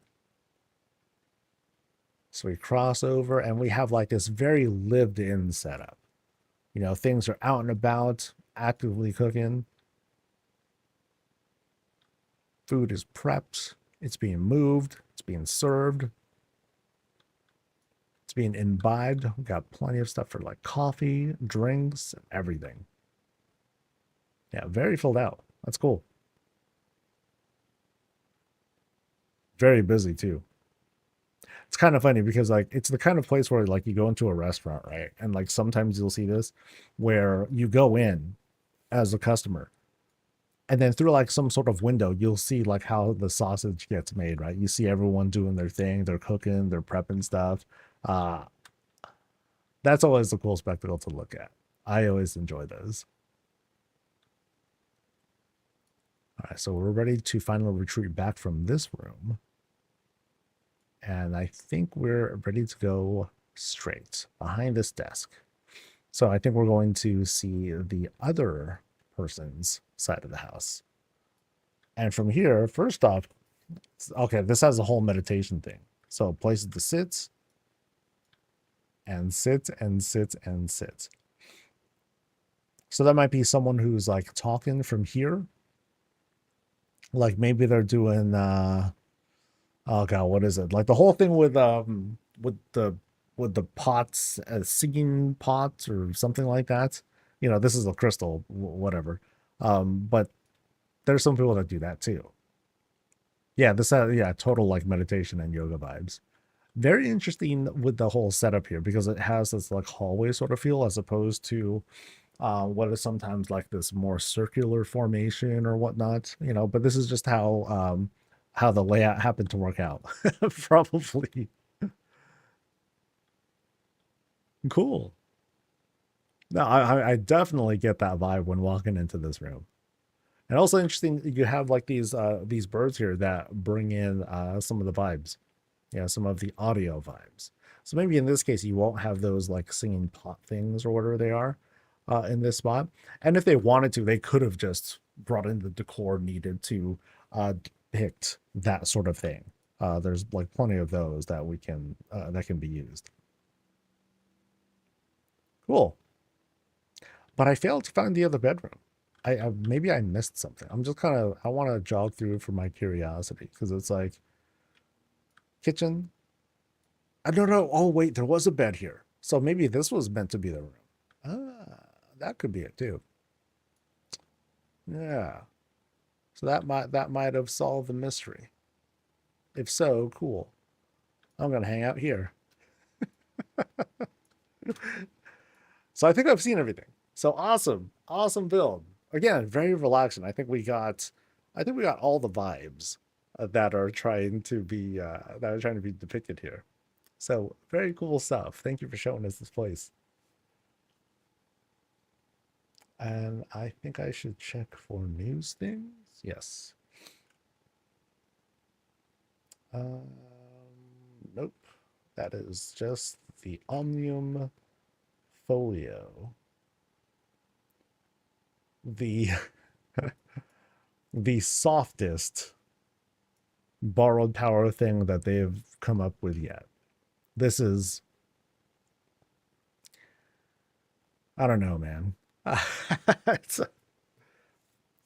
it's going to be so unnoticeable, which I find really unfortunate because there's like story behind this thing and there's like going to be like some neat little effects, but I guess you know, with this coming in, we've come a long way from real borrowed power. And I know a lot of folks hated it. You know, you had to lock in, it was tightly controlled. Um, yeah, there are a lot of things to not like about it. This feels like a different extreme though, because once you're done with the questing, you're just it's kind of like the cloak that we got from patch 8.2 from Koresh. What you just have it. And then there's like really nothing to it after that. But in this case, there's not even any features that are behind it. You know, like, at least with the cloak, it's like, okay, now you can phase dive, and now you can do this thing with the phase diving. Now you can mount and blah blah blah. This one, if I recall, it doesn't offer like anything extra. You just do the quest line. So what you're getting out of this more than anything is just the story behind it. And once the story's done, then you're done. And then at some point, Blizzard will just turn it off, and then it's off, and no one will notice. And so I feel kind of bad. This is one of those things where it's like, oh, is this a literal waste of dev time? I would. Here's where I would kind of like bring up that subject. It's like they're doing something that's going to feel so passive that doesn't feel. I feel like I'm not going to get too much fun out of this, but oh well. I'll be right back. Yeah.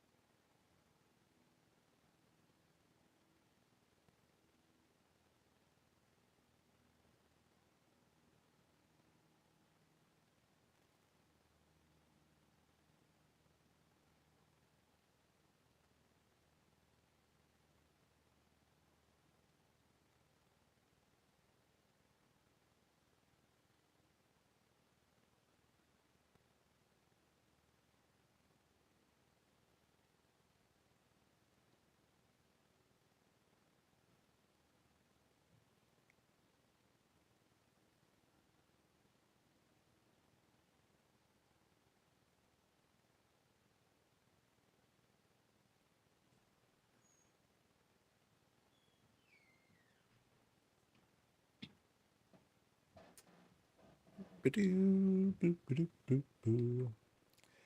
the core after you finish it? Yeah. Yes. That is incredibly correct. And that's it. So, oh well. That's just me though.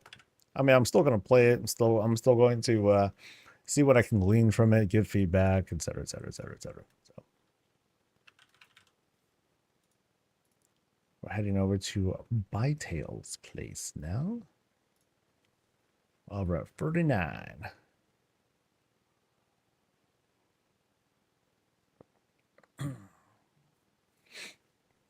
They did this with a Void Forge thing. Well, we do things with the Void Forge though. We farm for stuff, we get items, we go off to the Void Forge. We have a little bit of role play with applying things, and it has like this sort of impact to it. Something like this, does sort of does sort of the same thing, but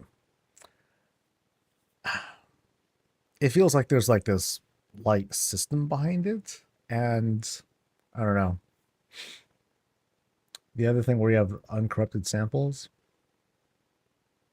I don't remember what those are.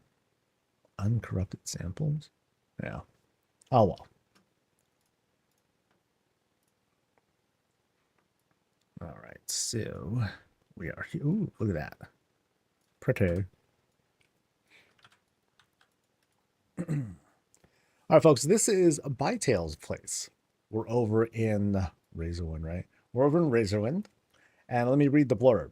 Welcome to the House of Green, they said in all caps. My obsession from pets to armor to housing.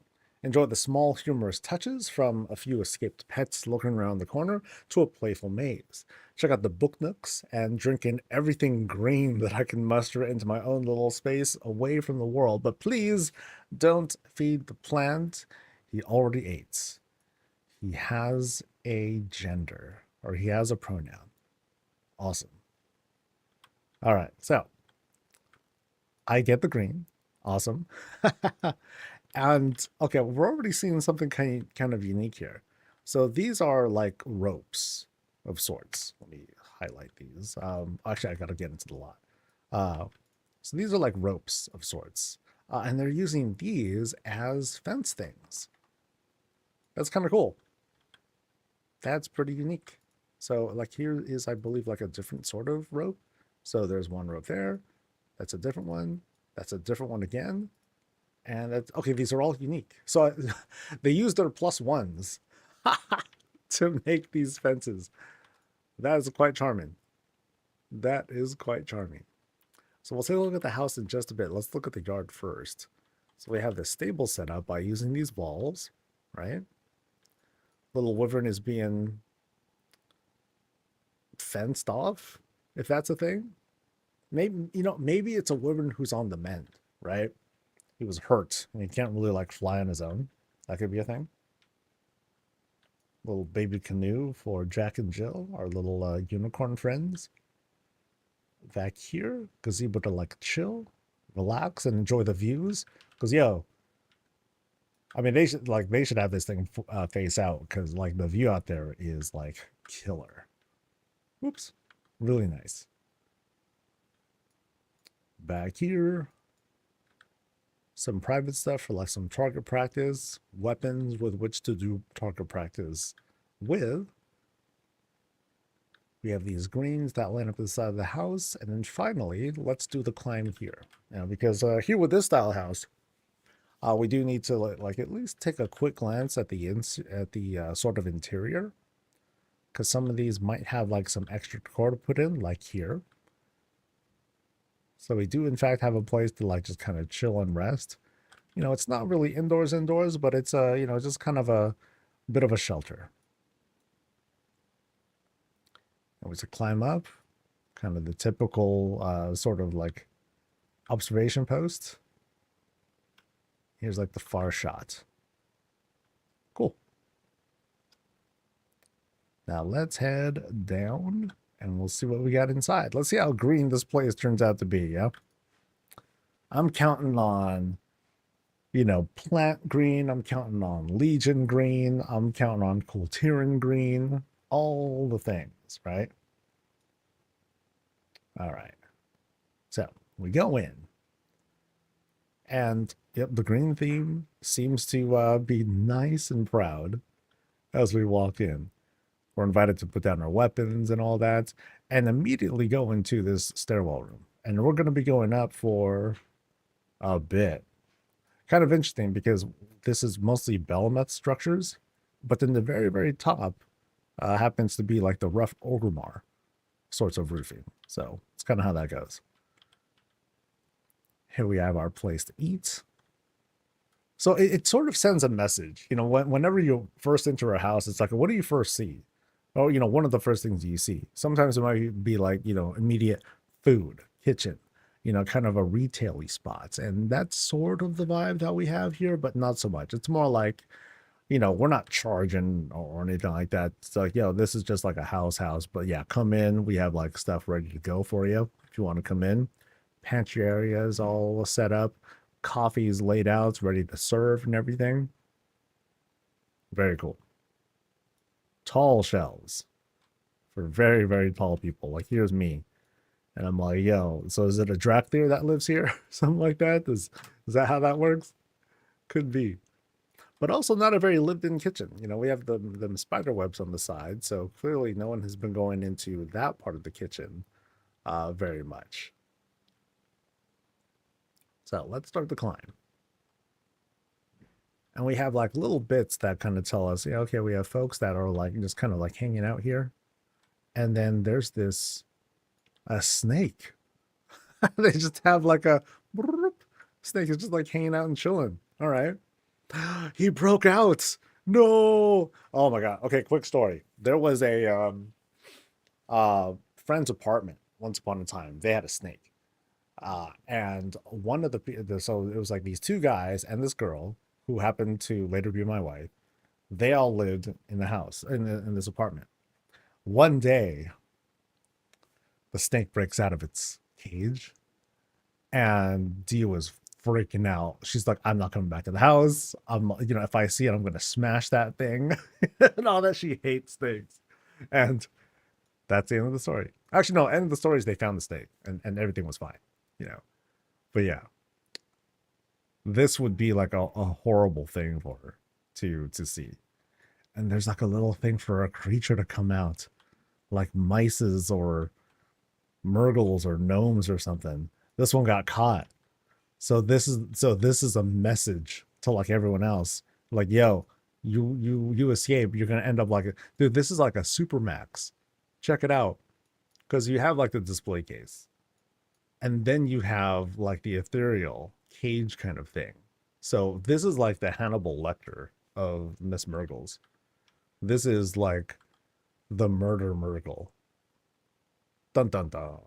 You know, so you'll watch out. If she gets out, like everyone in here is dead. Actually, everyone might be dead because that's why you have the webs and all that stuff. So maybe no one's been here for a while. That's why the snake broke out, because no one's here to maintain stuff. So this place it's a dead place. It's in total disarray. We don't know what's going to happen next. Maybe. Maybe. All right. So we get to the top. And we have like all bits of little decor. Make it nice and pretty. We go across here and we see more webs. Yeah, I'm convinced that no one lives here. Everyone who lived here is dead at the hands of Miss Murgle. Or at least whoever is here, like there's no longer people in charge. You know, it's just like the animals that are fending for themselves. So like this reptile's like, I'm gonna stand up here because otherwise I might get backstabbed by somebody, right? So even the animals here, they live in paranoia. They live in fear of what's next. Well, let's go through. We will be brave. I got my armor up and everything. So we'll see what's going on in this green room. If there's a green Murgle, that's the boss, by the way. Just want to point that out. So we'll see if I want to look around the corners and see if we happen to find any in what is otherwise a bathroom. All right. So we sit, do our thing. Yeah, notice like a lot of the plant life, it's almost being overgrown. So even this flamingo is like hiding here. She's like, yo, dude, I ain't gonna go out there. I'm just gonna chill here. I got water, I got sustenance. I can last here for a while until someone comes in and helps me out. But I'm not here to do that. I'm just here to explore. So sorry, flamingo, you gotta kind of fend for yourself for a bit longer.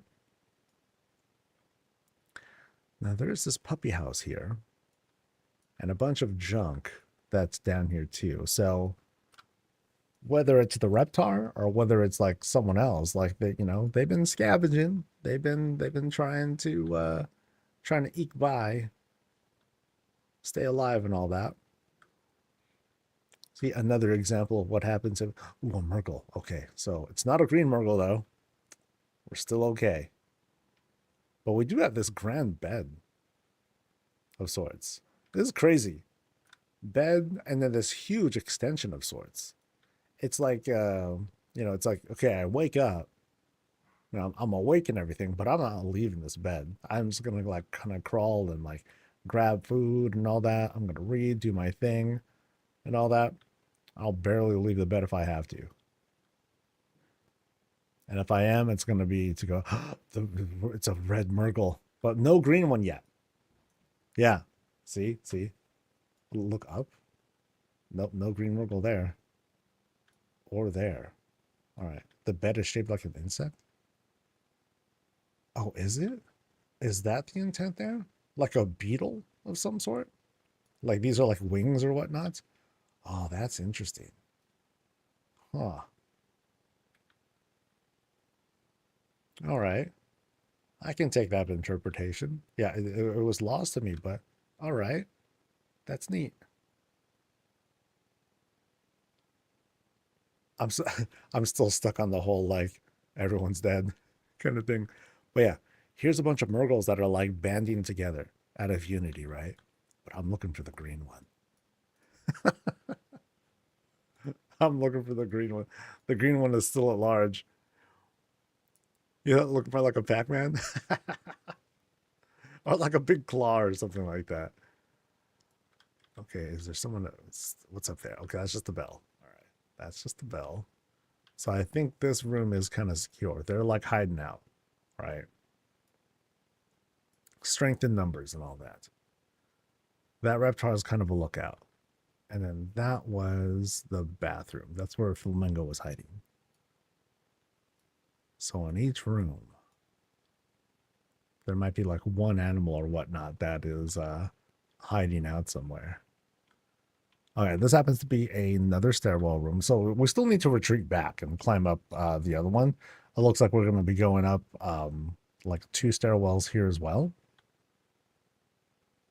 So it's going to be this so far feels like a pretty big place. So we're invited to do this climb. Kind of neat little effect with the table there. And then this will take us to a hallway of sorts. Yeah, so here, lots and lots of overgrowth. I feel like I got to be careful going through here because I might be ambushed. There might be Murgles like hiding in the bushes or something like that. Oh, but this takes us outside. And into, oh my God, it's a murder hallway. Dude, no way. I shouldn't be out here. Nothing good happens here when there is like a murderous Miss Murgle at large. And they expected me to like go through here. But let's go. Let's see what we got.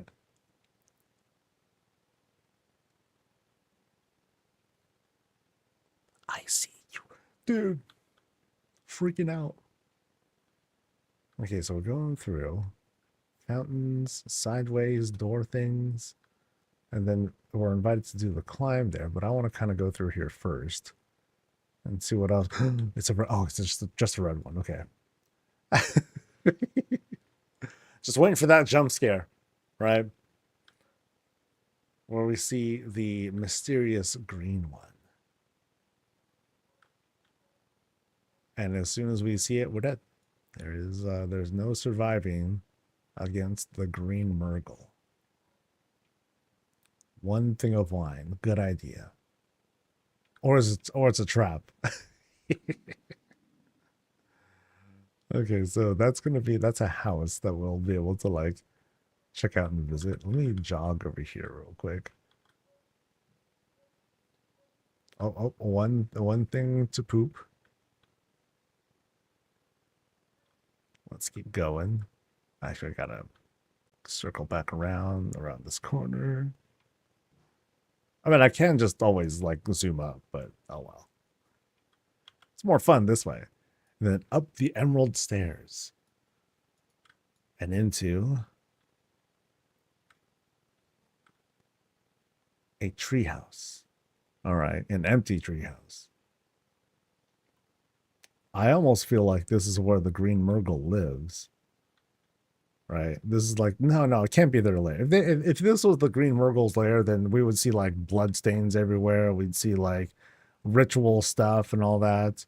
But who knows? Maybe their personality as a murderous Murgle person is, that they otherwise keep everything very clean and nice and tidy.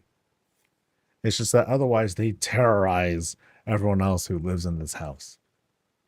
That could be it. So, really cool setup though, by the way. Just want to point that out. We had the whole upper loft that was being suspended like a big old tree house. That is a neat concept. I find that very endearing. But I'm also looking for the culprit. So let's go this way now. Okay, so we got something going on here. Weapons are here. So this would definitely be like a target place for them to hit. Well, like they would want to secure it for themselves, make sure that they get all the weapons. So like here's like the layout of the house, and then they're like slowly marking off, territories or rooms that they want to cover. I will be quite disappointed with myself if it turns out there's no green Murgle. By the way, I want to find that thing. Because we've seen every other color, just not the green one. Where's the green one? And in a house that is supposed to be full of green stuff, if we don't see a green Miss Murgle, then either I missed it, which is very possible, or they need to work on that theme. So let's keep doing this climb. Still a good bit more house to explore too.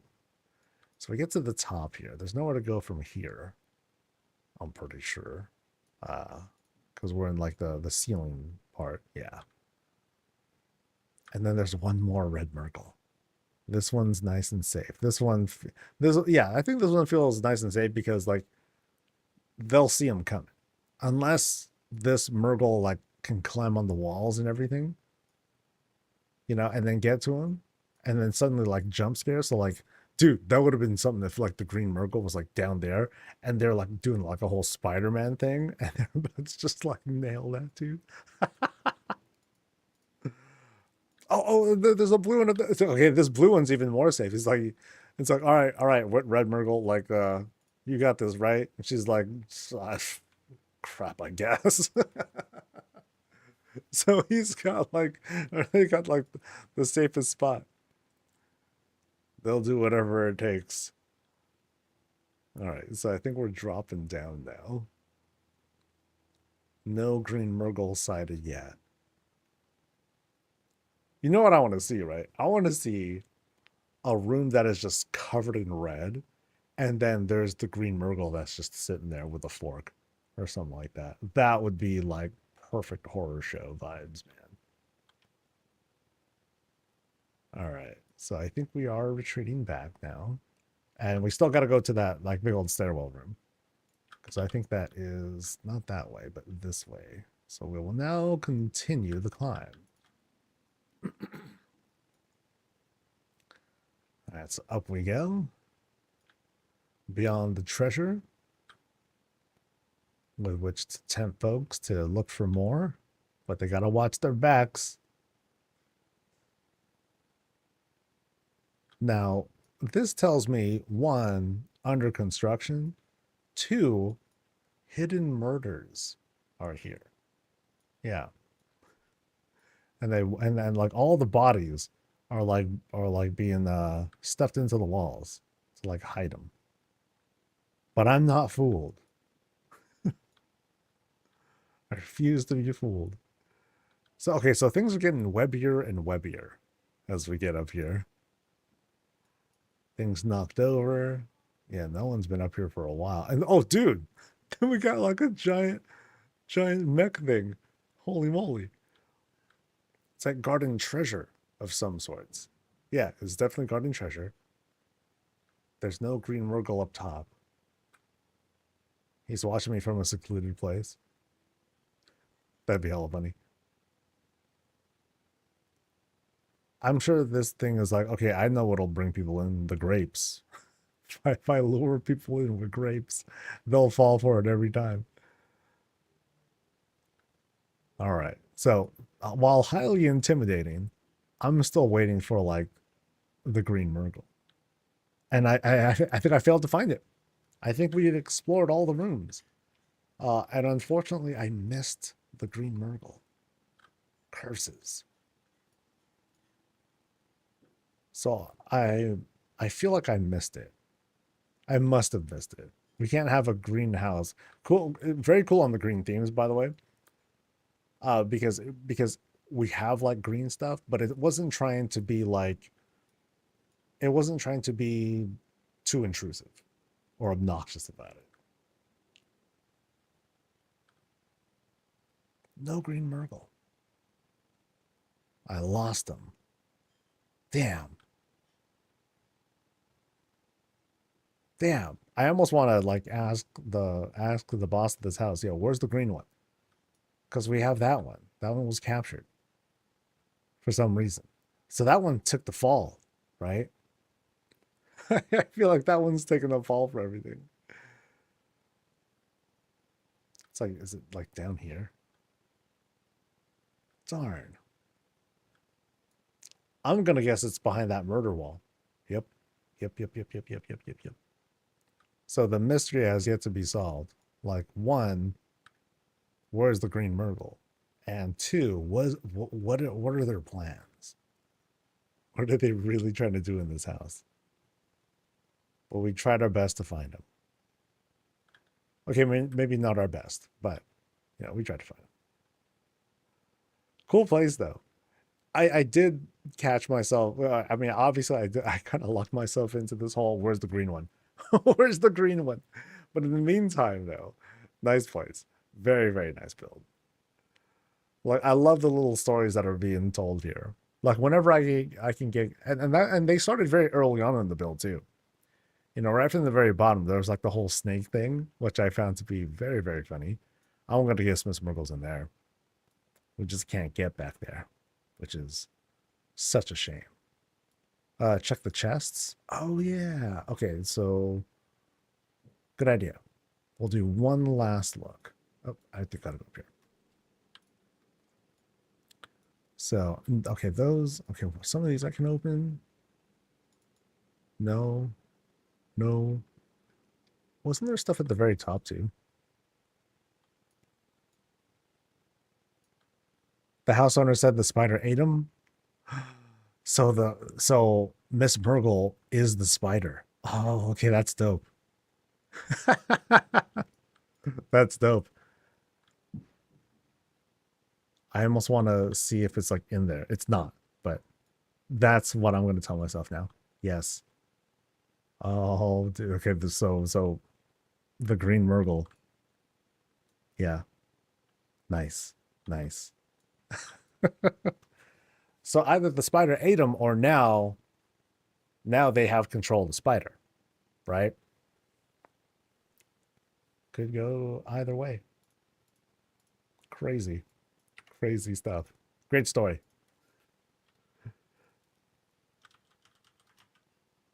All right, so let's head over to Indica's place now.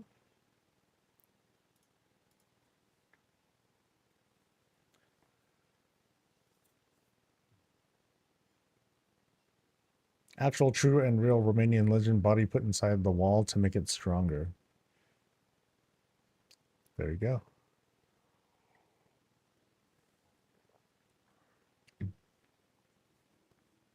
All right. Excuse me.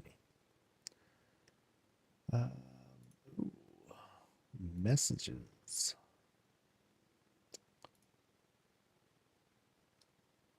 Interesting messages. Not that interesting, but. All right. This is Indica's place, Rover and Founders, and we have this very lovely setup. Yeah, very tight. I mean, okay, that's some very, very unique shaping here. Check it out. We got this crescent moon that is cupping the house. Check that out, dude. That's sick. That's very, very neat. Trying to back up here.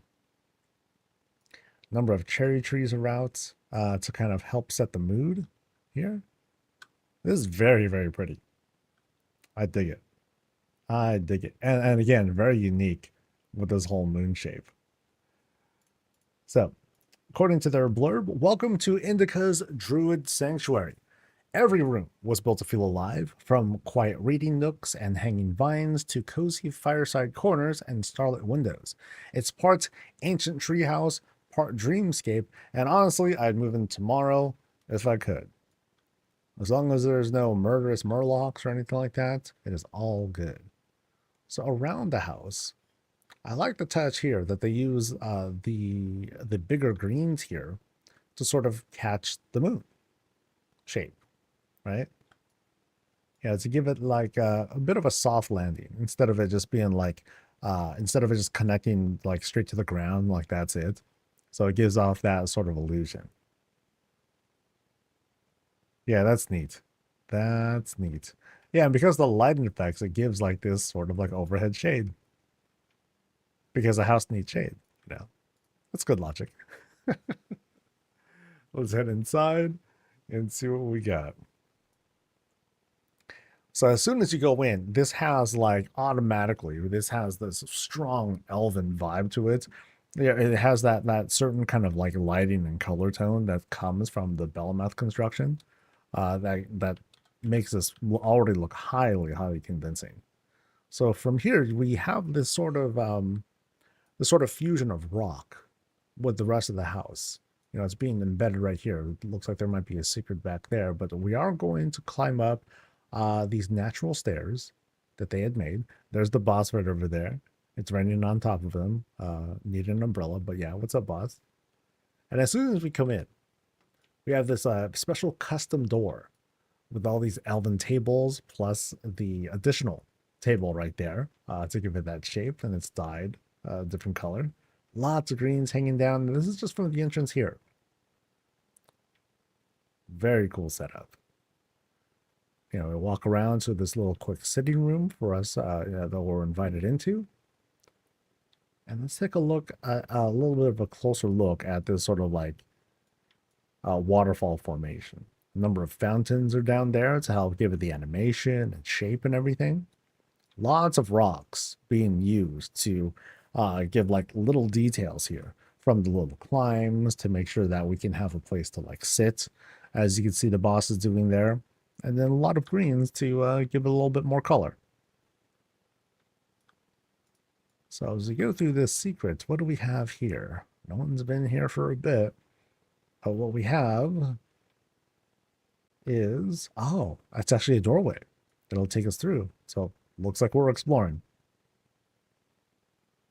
Some dead stuff on the side. Oh, we're invited outside that way and outside that way. So it's nighttime.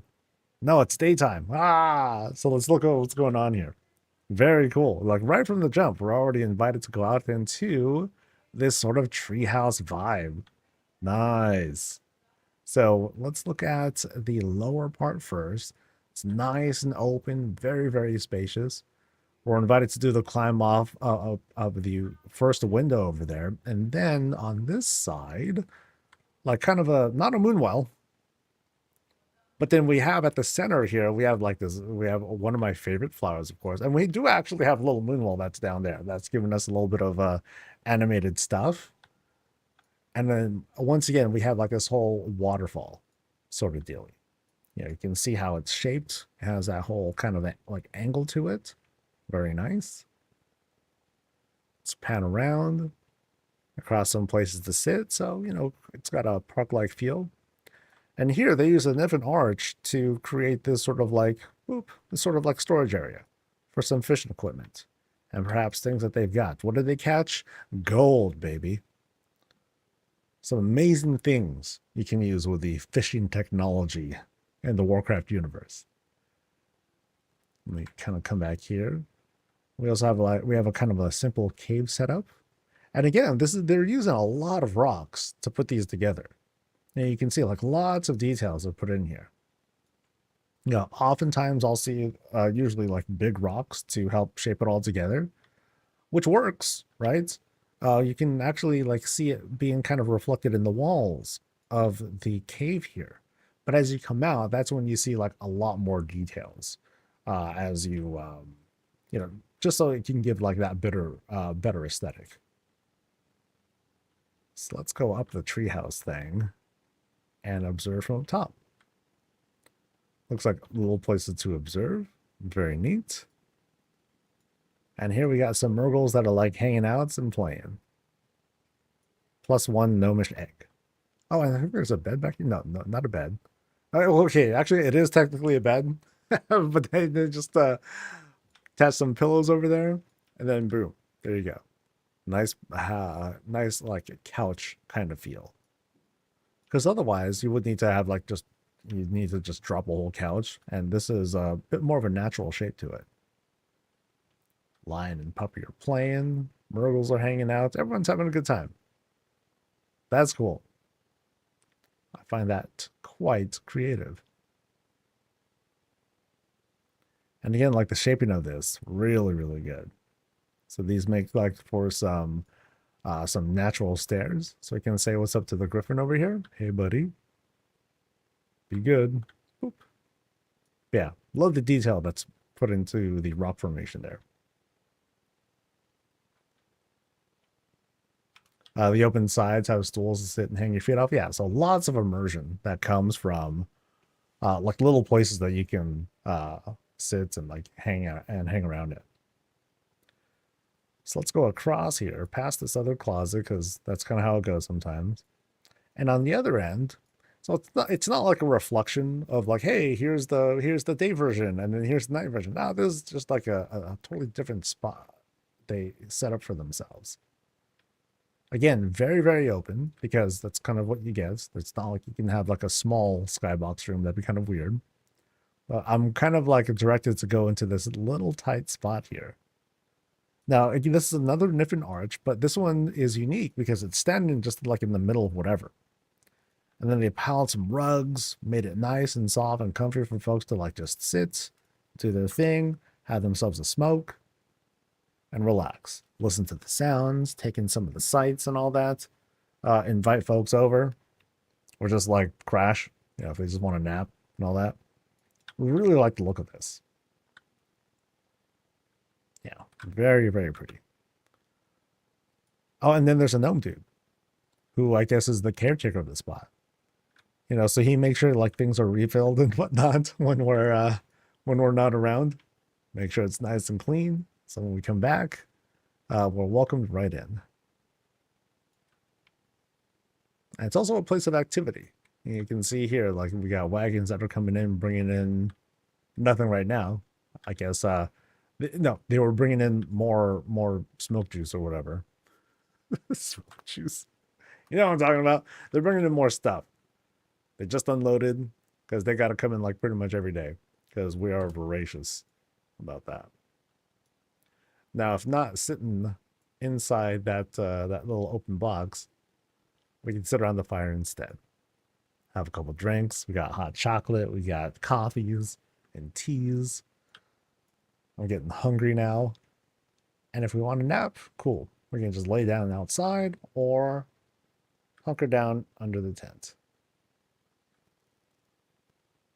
Yeah, so a little bit of like work going on out here. And again, really cool formations being set out. You know, finer details, large, but then also larger pieces to you know, save a little bit on budget, but just to be like, well, you can't really just have like a lot of small pieces that are up here because it you know, it wouldn't quite make sense. Because then those pieces would just like kind of like fall out, it would feel unstable and whatnot. So this gives a more convincing kind of shape to it. Very, very pretty. Your goal is to make a chill hangout spot? No, this is great. This is fantastic. The coffin tells me something else, but what we actually see on the outside is totally different. So I just find it funny. It's like, okay, coffin. You like spooky too? Yeah, we'll see what else this build has in store. So now we go back to the first room. You know, that happened to be like a pretty loaded secret room. But now we're ready to do the climb. So let's see where our curiosity takes us. So notice how we have very, very subtle use of light. You know, there's a couple of things that are right here with the sconces that are downstairs, but not so much of anything when we do this climb. So we're going to continue observing, checking things out. You know, up above, still no lighting or whatnot, but that's a lot of night elf stuff anyway. You know, they don't tend to be, you don't tend to see night elf like barrow dens and whatnot filled with like torches and bright lights or anything like that. They tend to be like this. Now here we have like some solid colors with those greens, but we'll check out what's around this corner, you know, because they made like some additional elevations here. A standing library of sorts. So a repository. It is a place to like kind of sit if you wanted to like just like chill, hang out. Like I think there was something here. Yeah. So like, for example, boop. We just want to sit. All good. Or you can pull up a chair too. Totally fine. Dig this right here. This curved bridge. You can see where like the clip happens, but it's also very, very forgiving. It's a very, very smooth ramp that they set up. But it's also, you know, uneven. You know, it also has like these kinds of like unevenness to it. It's not super like clean, but that's the whole point. All right, so we go into what feels like fireplace room. Yay. Place to warm up. Also hang. Love the use of the greens here. It's great.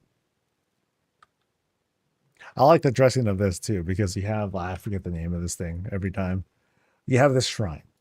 We try to remember that. So we have the shrine set up, but it's also being dressed behind it, or with the additional greens there. And there you just hang out, do your thing, while they can do their thing. It's like, here's my special spot, and then neener, you guys can have your special spot over there. And then the two people here are like, dude, okay, they need to like so get over themselves. Like, God, so self-centered. Sheesh. But they also want the spot too, because yeah, first come, first served when it comes to that. So we enter another kind of stairwell room. And again, no lighting here, not necessary. But we have like this live seating area. Folks are feasting. There's plenty to have. There's even some bar seating over there in like this kitchen-ish sort of area. Not too much prep being done back there, though, because it looks like everything is already out and about. But for folks who just want to fix themselves a quick snack, plenty of space in the cupboards, space in the pantry area to put something together, maybe throw it into the Herondar microwave of sorts. And of course, if you want some coffee, you're all good. Now check out the outdoor view here. Very bright, thanks to mostly the window. Giving that soft glow, but then you also have the lamppost that's kind of like bringing that back to us as well. And then we have it sort of like come in just a little bit, very, very subtle glow as it comes in there. Now here's something interesting. We have like this whole rock formation as we go up this set of stairs. So different style. We have like this different sort of curved stair setup happening here. Feels very good. Nice and smooth. I tend to notice this too. Like whenever I go upstairs, like sometimes the climbs feel awkward. Here, the spacing of this is great. Absolutely great. And then this sort of suspension bridge. Now this leads us up. Again, very smooth climb. And then we have this sick window setup. Really simple on the construction here. Beams, windows, one more beam. Think a beam up here too. And then like simple drapes to like set it up. And then of course the windows and then the greens behind it. So it's only a number of so it's a smaller number of shapes than what you would sometimes see, but still really effective. You have a little bit of moonwell action coming down there for some weather effects. Moon is huge right over there. Very cool.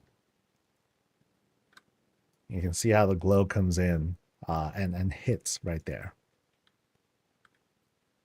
This is highly unique too. It's like we have these different sort of climbs, but then we also carved out this little tiny room for potty. Hey. So there we go.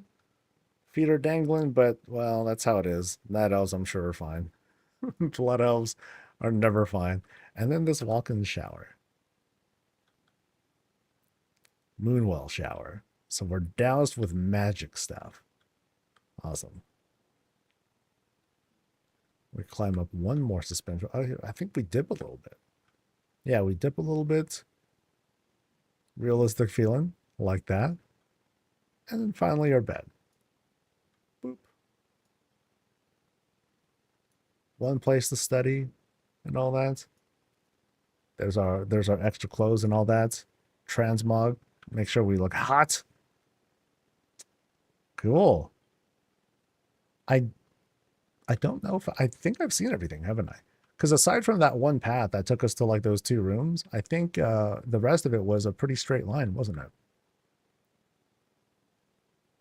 Yeah, neat setup. I like it.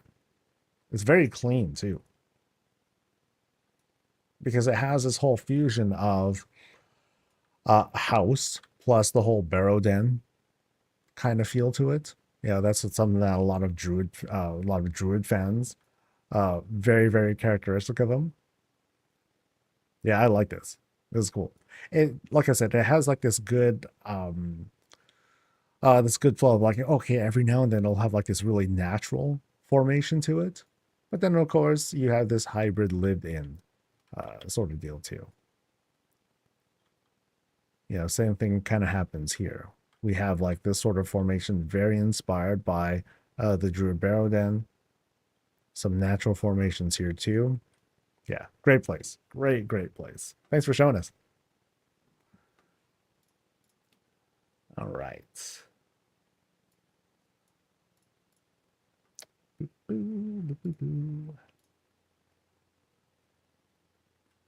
right. Dude, I'm getting hungry again. It's because mom and dad are cooking stuff, and it just happens to smell good. But I never eat anything they cook these days. That's whenever they're here, I'll hardly ever eat whatever they have. It's been a long time since I've had like their like childhood food, which is always a treat. But they haven't made childhood food in forever, so I'm like, ugh. If it's not childhood food, then I don't want it. Clear Wave Island. There. Like one of my favorite things that they've made, or that my dad made, because he used to be the cook. Oh, I think that's why. So my dad did all the cooking, right?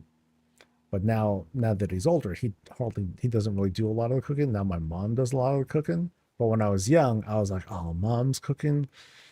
I don't know. Because my dad did the cooking. So I think that's why I don't really eat the food. Yeah. One of my favorite childhood dishes is canned corned beef. And he would like saute it with like just like some little baby tomatoes. And that's kind of it. Yeah. Baby tomatoes, corned beef, and it'd be all mashed up and everything. and then it would just kind of like sprinkle over the rice, and then it would just be like a corned beef rice thing. Not even fried rice. Like I just put it into the rice. Like that's it. Oh, that sounds so good right now. Anyway. Calm your ass down, Saul. Calm down. Gonna have lunch pretty soon. And it'll be all good. All right. Ooh, this is obscured. All right, folks, this is Pix's place. We're over in Founders, and we have a lot of trees that are obscuring what looks like another big tree under that house. So let me read their blurb. It's right here. Beneath Azeroth's ancient trees, my quiet home holds dreams yet to bloom. Moonlit gardens, shelves of unread tomes, and rare flowers in gentle shade fill the space. Amethyst hues and unfinished hopes weave through a living tapestry, ever growing, ever hopeful. Wow, very artsy. These descriptions, you know? Someday I want to see someone be like, yo, check out my place. It's good. Zug zug for the horde, you know, and that sort of thing. So as soon as we kind of like head into the spot, like, so we were seeing that things are sort of closed off with these trees. And this is the kind of view that we get coming in. Very pretty. We're led right inside. There's a snake. Hi, snake. We're led right inside. There's the front door. And we're just showered in all these little cherry blossom things. So like here's the here. Can we do like a cool like slow-mo shot? Maybe. So it's like, oh, check me out. Oh yeah. Oh yeah. Cool. If I was recording at 120 frames, it'd be even cooler if I could pull this off. What else do we have here? We do have like some minimal items out here. Benches, greens all around to, you know, give a little bit more, fill out the spot. We have a place for Puppy. Hey. There they are. Or there they would be. Food and everything is out. But let's also do the climb and see what we have up here. It feels like most of their exterior budget was spent on making sure that these trees popped up. But then we also have like a number of things here. Couches, pillows, little things that might be, you know, appropriate for the outside. But remember, it's also really dark out here too. There's some minimal lighting that happens to come from the house. So like that's, you know, that's a thing. Out here we can do like some painting and whatnot. Awesome. All right. So yeah, these trees are like already there. These trees are, I'm just going to kind of like hop down here. Boop. And again, like most of what's going on here are like these different trees helping to close this space off with a number of these paving stems too. All right, let's go inside.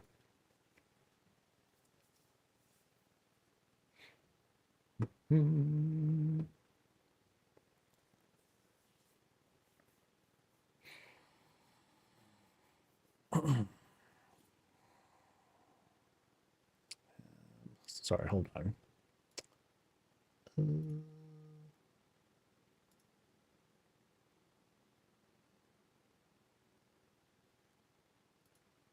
All right. So as soon as we go in, you know, again, we're supposed to see like this kind of thing about gardens, lots of like tree related stuff. So we'll see how this goes. As soon as we come in, we have a very modest entrance. Flowers set aside from things that I'm sure have been picked both inside and outside the house. Nice, cute little wreath setup as well. And when we first enter, like, okay, he's asleep. Yeah, I think they're like asleep. Okay, Reptar's up, but then Snuffles and Puppy, like they're just like night-night. All right. We come in and I'm immediately met with like some like fun colors here. These brighter pinks and purples and kind of these whites here as well. We have this Very opulent looking like table decoration. An interesting setup because we have this Forsaken table, but then we also have like this Herondar like fountain green sort of thing that's being used as a, just as a decorative thing. But I love the glows that are coming from this, nice and warm and easy. Back there, there's I think this is a stairwell room. Yeah, 2 stairwell rooms. So we're going to go up 2 levels. That's going to take us behind somewhere. That's going to take us to like food. Let's go for the food first and see where this takes us. I mean, I'm saying food. This could be a conference table for all we know, or a gaming space, whatnot. But we are invited to have some drinks. So here we go. Boom, boom, boom. Get some drinks, some wines. Very finely placed, too. It's like, okay, when we got the guests over, we'll go ahead and bring folks in. But otherwise, there might be another space that we'll find here that's just like more like a family style sort of seating table sort of arrangements. And we just like grab food and have stuff. But back here, we have some fun. Folks are talking. Folks are gaming, doing their thing in front of the fire. Very nice. Note here again, like the kind of color scheme that we're using here. Very strong theme. It also kind of contrasts with the Belmeth flooring, but not really. It's being supported by the roofing though. Now in here we enter the kitchen. Sort of industrial, lots of space in between. But we got our huge fridge. It's that big, dude. Big old fridge that we have here. I mean, everything's kind of scaled up. It's all good. I just love making fun of that sometimes. Here we have like this really neat sort of pantry setup. Haven't really seen something like this. Because here we have like, you have your shelf, but then you also have like this half trellis being used as something to hold the wine.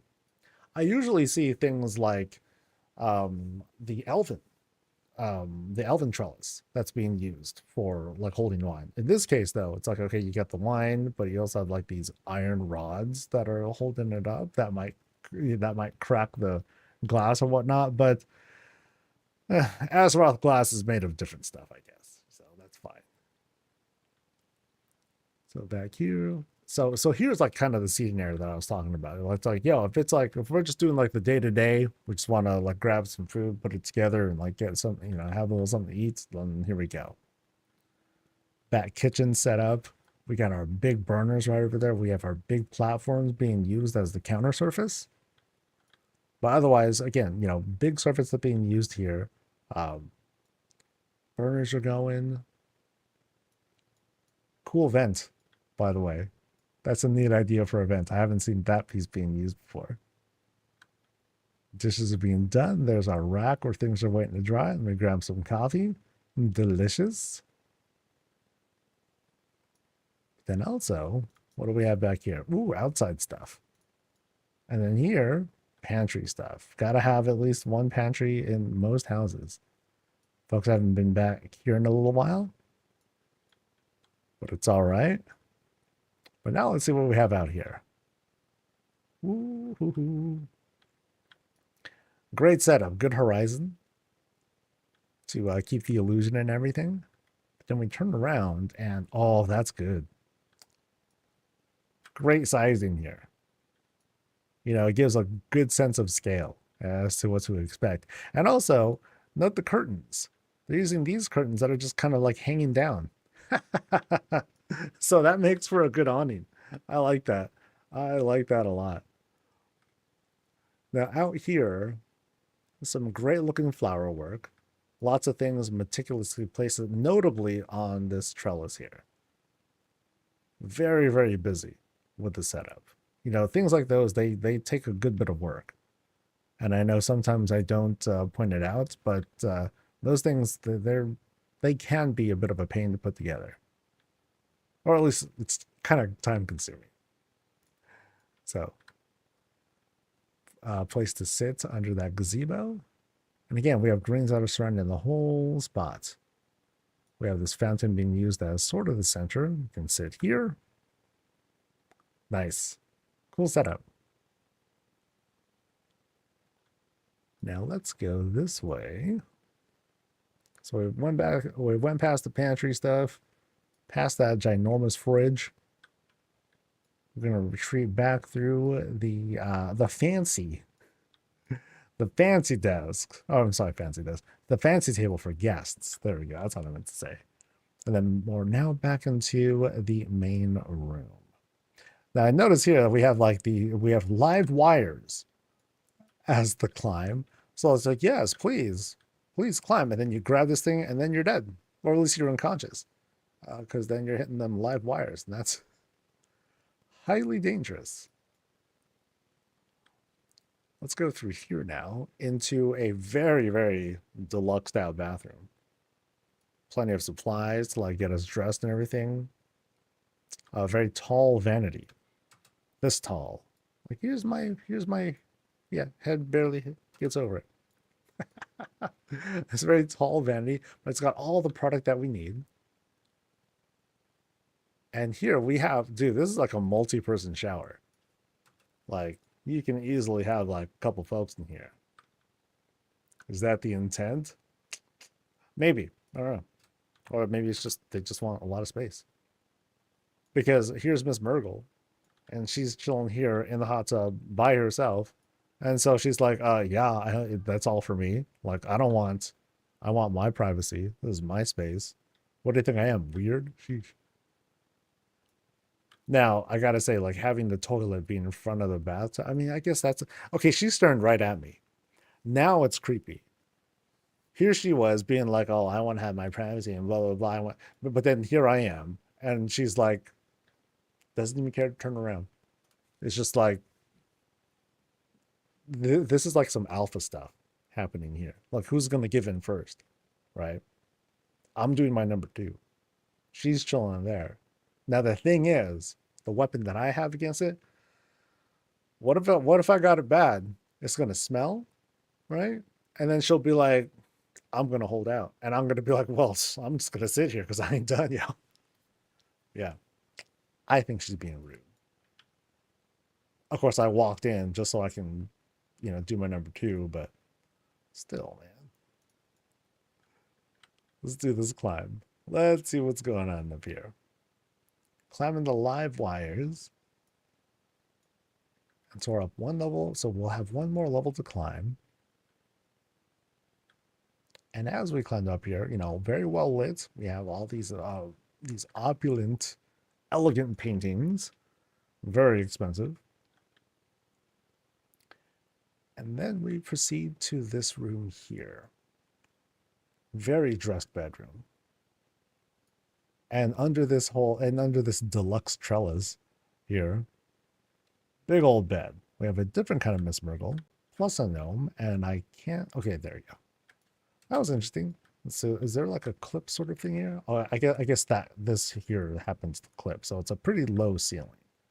We can climb up, enjoy ourselves inside this bed. And what we have here, collections of stuff, booksies. I believe these flowers aren't part of this gazebo. So those are just like very neatly placed. And again, very heavy use of greens, but not too heavy. We've seen places like, hey, we're this is very like tree related, and so we actually feel like we're inside a tree and all that. But then here, we do have like the evidence of course, this sort of shaping here that suggests that we have a very strong tree vibe and slippers. Hey, check out. So here we have these very special warm slippers. Look at how warm they are. They're even smoking. That's awesome. Now, this is some great tech. This is the power of Warcraft technology. You just slip your feet right in, and then your feet get that nice feeling of being dipped in coffee, hot coffee, that is. So, maybe it'll do a little bit to rejuvenate the skin a little bit. And they'll smell great. They will smell fantastic. Great stuff, by the way. I didn't really point out the construction. This is a coffee cup. That's hence the joke. And then looks like 1 cushion. one little pillow cushion, and they just kind of like, shape them together. And there you go, little slippers. Cute. I think someone pointed out in the chat. I might have missed it otherwise, so I appreciate that. Was there like another room here? Just double checking. There might be. Let's go. Oh yeah. So from this room, through the secret stuff, and into this room. Huh. So not sure if I would call this a secret, unless this is just a way to like lead us in from like another room of sorts, which could be. But it's just kind of like a secret entrance into the bedroom and all that. But it looks like kind of a study. The kind of place that, can suit a number of people, not just one. Ooh. And why would you want to have just one person? Because then you and your buddies, guests, potential dates can enjoy this outdoor view. Oh, that's cool. That's very cool. Now, what I like is this. This is cool because I think this is like this is either a fence or a gong. It's a fence. Oh, that's cool. Because I like the look of this thing. I mean, it's very expensive to make these sorts of fences, but oh, they look really good. Really, really good. And then the rest of the outdoor spots also very cool.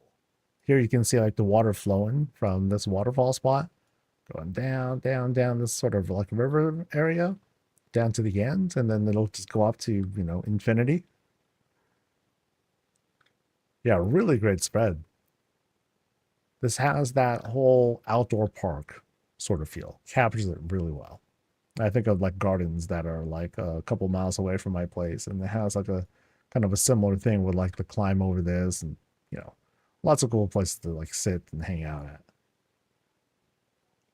And yeah, we're hanging out. I don't know. I don't see a grill, but they brought out food from somewhere. We're enjoying some kebabs, some cheeses and meats and all that. I mean, heck, there's a path that leads out. So for all we know, there's like other places that we can possibly go to. That would be very cool. Yeah, neat. All right. Great work on the paving stones, by the way. Like they're piled up in what, they can make it.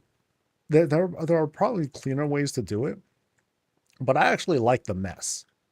The sort of like broken, sort of shattered stones that's making up all these textures and stuff. Yeah, I find that to be, I find the detail to be much more convincing and just cool looking. So let's retreat back some. Now this happens to be a secret room. So this is a spot that is sort of hidden from folks.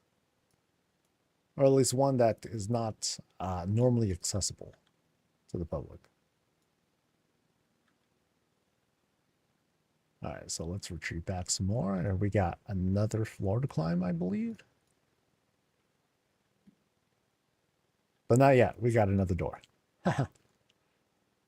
Ooh. So we have another sort of, feels like a bath. But I really like this. See, this whole, that I like. Actually, let me back up some. There we go. Like all the dressing here. That's very pretty. Simple setup too. 2 curved tables, flowers, trellis, rug, boom. And then here we have these purposeful clips you can sort of see here. You can see like these 2 beams, they sort of kiss in this spot. They come together to create that sort of like semi-elevated surface with which to, put stuff on, like the brushes and all that stuff. It's also very dangerous too. If you happen to like slip and like let's say it's like a ceramic thing, you have your hand down, you put too much weight on it, and then your hand slips, and then it's like, ooh, you're gonna like kind of mess up your hand there. So they got to be careful about that. Here's our plumbing work. happening there. Oh, how unfortunate. I think this thing is meant to like kind of stick out, but I think bugginess just has that thing like kind of clipping through. But oh well, it's all right. Here we just have a this is our vanity. Oh, that's neat. So this all kind of comes together. So I think that's pretty thoughtful. So here we have like our extended vanity. Here we are. Here's our sink and everything. Some product or whatever you want that to be. Here's the natural kind of toilet that we have set up. So, here we are. That's very cool. TP's right over there, but my tiny frame isn't able to get that on my own. I gotta like kind of like get up and grab it. Yeah, I like this. So we came from so that's the stairwell. But then we also have another door that leads us from the bathroom because that turns out to just be a transition into this bedroom. Interesting. Caretaker gnome plus puppy. And here's another cool wall sort of setup. Once again, it's these rugs are doing a lot of the heavy lifting here, but I like how it sort of comes together between the colors, the mirror that's being used here, and then the contrast with these greens, the hostas, the purples, and the light above. It makes for a cool shot. I like that.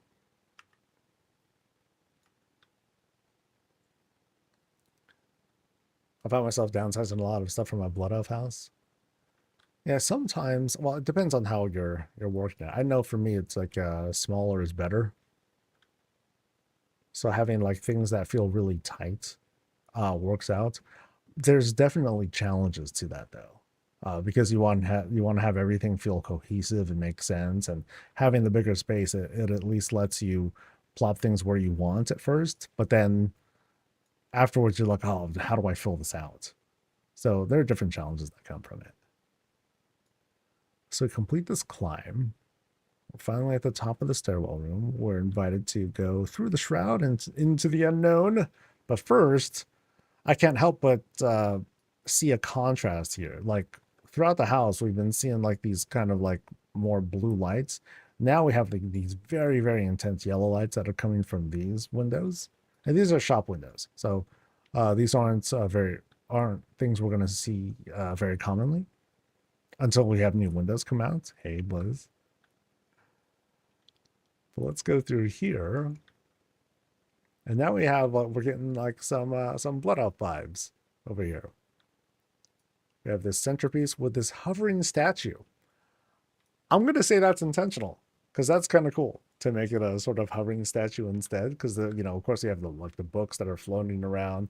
And this just seems like a natural thing if the statue is elevated a little bit, just a little bit. But here we do have like this kind of arcane library sort of vibe. Lots of books from the Draconic era. Hey. Big couch. Okay, this is a massive couch, by the way. It's that massive. it's huge. So, big old spot to like just kind of lay on, do your own thing on. That's neat. And what else? What else we got? I think we've seen all the rooms. We'll do a jog real quick, just to make sure. Actually, did I go across here? Just kind of like a sitting spots. Heck yeah. So we make our way down. Kind of unique that we have like these suspended stairs, but they don't reach all the way towards the walls. I find that to be highly unique. So that was like the bathroom that led to the bedroom. We went here. This was the bedroom that led to the bathroom, if I recall. We're here. We come down. I think there was a bathroom too. Yeah, this was the bathroom as well. This was the place to like eat. And did we go this way? No. We got more place. Haha. So now we have this hall of paintings. Check out the formations of these rugs here too. Mostly covering the floors and all that, but they're covering a a lot of ground, very subtle with the lighting. And yeah, and lots of use of these drapes to take us from one room to the next. And ooh, check this out. So from here, we've entered a skybox room. So we're outside now. But we have like these fantastic glows coming from all these windows. So the view from outside is going to just like blast us in the face with all sorts of lighting. But yeah, huge greenhouse that we have set up here. Very used, very alive. Things are thriving, which is great. I think I want to do the climb first and see where this takes us. So boop, boop, boop, boop, boop. And what do we have? Place to smoke. Yeah, yeah. What better place to smoke than the top of your greenhouse, right? Oh, and curious, okay, so there's a shroud up here too. Huh, what is this? What does this do? Nothing. Okay, that's just the wall. Ha ha ha. Oh, and then check out the roof area. Oh, nice. So here, windows, windows, windows, trellis right up top to like make that big. You can see how it's like shaped to go across the way. You have these gaps, which isn't a big deal. This is meant to be like an open air thing anyway. So it's all good. It's just meant to trap like some, but not all of the heat, I suppose. So let's step outside and see what else we got. Lots of greens. Great method of preserving all the illusions and preserving the horizon. Big greens, big rocks that take us all around. One cherry blossom tree to kind of round things out. Surrounded by all these paving stones, and then check out, this thing just blasts. It's so huge. It's huge. I think I've seen a similar build to this as well, where you had a bunch of these windows. They're all pointed outwards, and so I did the zoom out. I'll do it right now here too. Like you'll see this thing from space, man. This is huge. A lot of fun though. This must have been fun to put together. Yeah. Like I said, gaps out till you can't have all the heat being preserved inside. You got to control it somehow.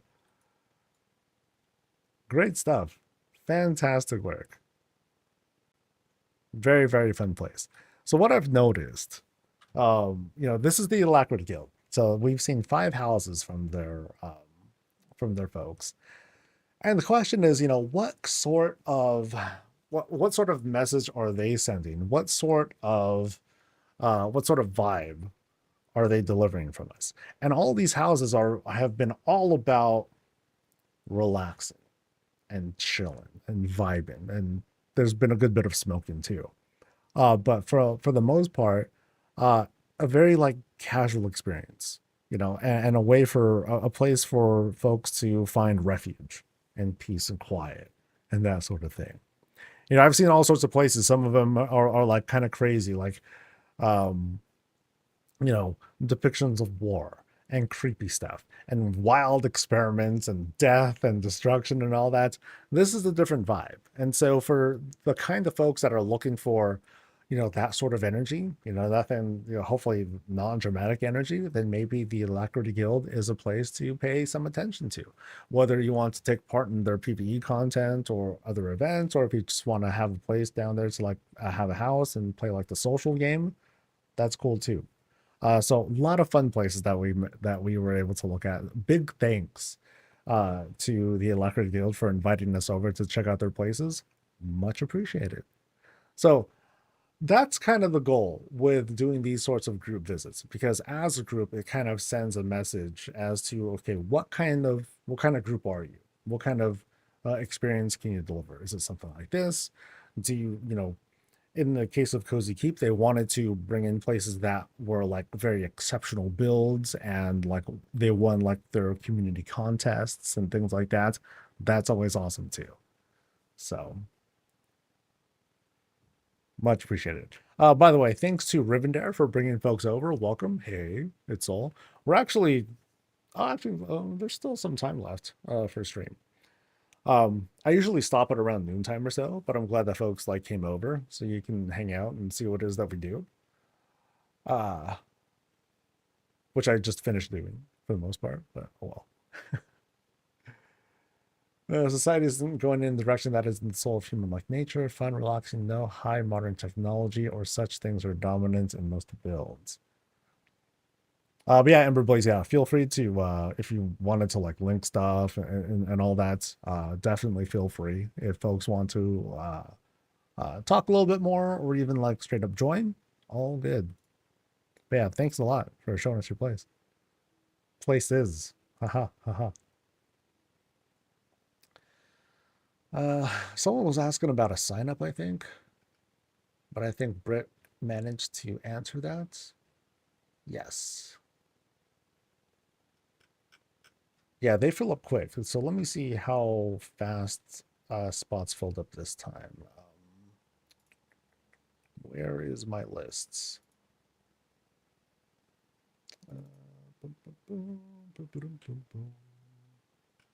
So I opened up a number of spots. So 1, 2, 3, 4. So they filled up in about an hour. Yeah. The queue opened up at 10:06 yesterday. It closed. It closed for the first time at 11:12. So 1 hour and 6 minutes later. But then there was like an error. I meant to open up one more spot. I opened that up, and then that filled up like really quick too. So by noontime, I filled up all of the 13 spots that I wanted to open up. I usually open up 15, so I do five a day, 3 times out of the week. That's like the most that I can mentally handle these days. So yeah, these were fun. These were fun places. Some cool things to pick up from these. I don't did I take a screenshot here? I think I did, but let me just take like 1 or 2 more just in case I missed something. No, I appreciate you guys inviting me. This is very cool. Like I tried reaching out to like some places like Reddit and like other Discord channels, and uh it's kind of an attrition thing. You gotta reach out and then see what bites, and more often than not, they're not gonna bite. I would be overwhelmed if everyone just suddenly started flooding in, because I already fill up the queues pretty hard, or pretty fast. I'm sorry, but I also want to get like full on groups of folks and guilds as well, so that way, I can kind of like pay it forward a little bit and see if we can help the, not our community here, but help the housing community, period, grow a little bit. So, Vernier is one of the guys I was saying that wants a guild town tour. Yeah, they just need to. The best way is through Discord. That'll be the safest way that I'll be able to get messages and not lose them. Any other method, I'm likely to lose. So, email you can try, but I would say like Discord is like the best way. Chat is the worst way to do it. Straight up. Like don't try to, if someone tries to say something like, oh my god, please take a look at my, you guys are already really good about it too. You'll help direct folks to the links and all that stuff, but also you should probably direct people to like the Discord channel as well, and then have them DM me, because by the time people ask, the queue is full, and I feel bad, but I can't do anything about it. We've done that song and dance, man. We've done that thing with, oh yeah, let's just leave the queue open, just keep letting people sign up, and then we'll have people waiting for like over a month to like have me visit. We ain't doing that, man. I'm that's rough, because like I would start feeling the guilt. I'll be like, oh man, I'm like so far behind. I better do like 40, 50 houses this week, and that's just not sustainable. That burned me out really, really hard. Where am I going? I'm going home. I'm going back to my house. So one thing that I would like to do, either for myself or I'll like just kind of like do I don't think it'll be a contest. I still don't want to do contests. Um, is actually, well, first let me change my UI and then I'll log out and I'll show you guys what I'm talking about.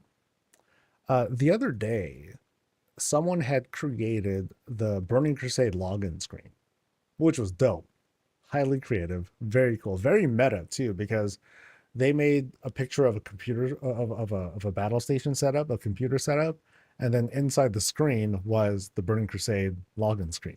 I thought that was very, very cool. Now something that's come to mind, that's yeah, I'm not going to do all of them. I don't know if I'll do any of them actually, but I think what would be very cool is for people to, that's the wrong way, is for people to make the login screens. So make this, or make a variation of it. You know, make it look very similar, but also like just kind of put in your own thing to make it feel like this cool thing and not just like this sort of like not hastily, but just kind of like messy kit bash or whatnot. You know, just make it look very cool and very convincing. So, what would you guys do to remake some of these login screens? Because some of these are like, okay, where's the monk one? It's like the monk one. This one feels like a pretty fun one to put together. I'd say this background here would be the toughest part. Um, because it would just take up a whole room. You would need a skybox room to do it. But like a lot of this other stuff, you can manage it. You can manage it. Where you would take like either Pandaren and Gilnean walls, put these together, and these could be sized to whatever you like. You know, you're just making the login screen. It doesn't have to be like this. It doesn't have to be something that you actually have to like walk into necessarily. But you can pull it off like this. Easy fences. You have your like over here. There's like some water and like a sort of a sewer vent. Some of these kinds of roof style things. Um, here we go. Yeah, I think this is pretty doable. Some Herondar greens or rugs can take care of that. Some normal greens, waterfall stuffs, trees. Um, this one might be, well, this one shouldn't be so bad. You could probably use the bell and just kind of get away with it that way. Yeah, that'd be kind of cool. That'd be kind of cool. And then where else? What other ones might be like kind of easy to do? This one might not be so bad. I think it's a lot of pillars or Grimoire walls that would do a lot of the work here. Yeah. Uh, this one might look a little bit messy because it's like, okay, you can do the front frame. The front framing here wouldn't be so bad, but then you'd still want to fill out like these spaces here. But I guess you can take like one of the like some of those like kind of chest looking pieces and you can utilize those and make them look like towers and whatnot. Here you can have like one of those little guards, those target dummies that are like hanging out there too. This one can be pretty simple unless you wanted to like work on like the whole background. Then that might be a small challenge, but it wouldn't be so bad too. This one might be a lot too. Like you have like those structures that are really far back in the back, really far in the background. The front stuff isn't so bad, but you might have to scale this down because you'd be using like the AOTC trophies, and they don't get very big at all unless you just made your own dragons. So there's that. But I feel like that would be too messy. So like I want to choose one. Maybe I'll choose this one and like a few others, and it's going to be part of the project house. So I'm going to do one where I'll like kind of start putting those things together. It might be fun. Some of these might be easy. Like here, you just like have like mostly naturey stuff. This one is I don't know where to get those spikes. Maybe the Brawlers Guild thing would do a decent job of it. Maybe. I don't know. What else we got? Gilneas could be fun. Yeah. Some of those like different trees, you can have like those in the setup and then have like wagons or whatnot in the back. That might be messy because that's a little bit limited on what you can do with it. Legion stuff. That should, yeah. It's kind of a lot.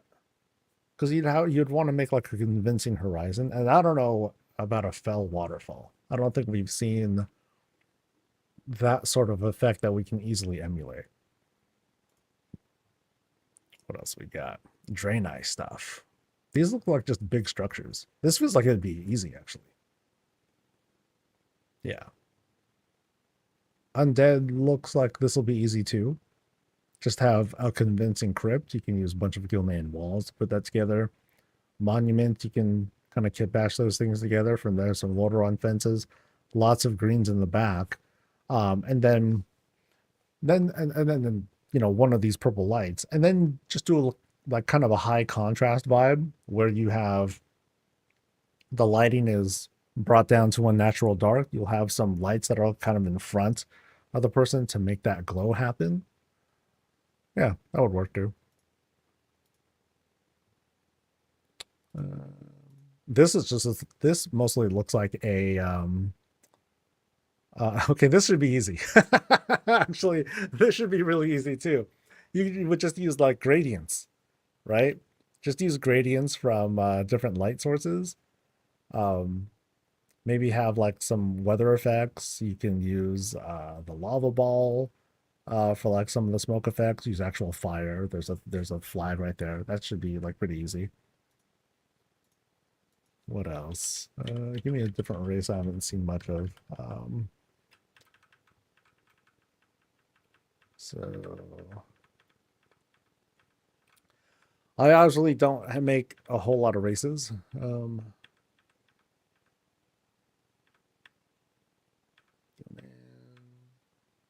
This one could be fun too. Oh, the Dark Iron one could be fun. Like I can kind of see something where you take like some Gilnean walls, like here, but then you also have like a lava ball right there too, right? And then we would just need to like fashion some sort of gate. I mean, we like I don't have it, but someone can use like the PvP gate. That's right over here to do it, or maybe not even have it. Um, or you can use the Lordaeron fences again. Just have those be utilized. That could be kind of cool. Yeah, I like that. So that would be a fun like thing to do for like the project house. Um, Today I might try to find time to work on that. I hope. Well, at least for now, I haven't really done much. I've just been basking in the glory of my QR code. So, what did I do here? Oh, I think I was just trying to get a proper screenshot, and like that's it. So where would I have? So I'm trying to think. Chances are pretty good I can make a number of login screens with just like a T-shaped room probably. Or I could just use one large room and then just have them be like sets. You know what I mean? So let me dream this up real quick. So let's use closet and then I don't even think it needs to be that big. Because remember, these are just like screenshots for the most part. So if I were to like use a room of this size,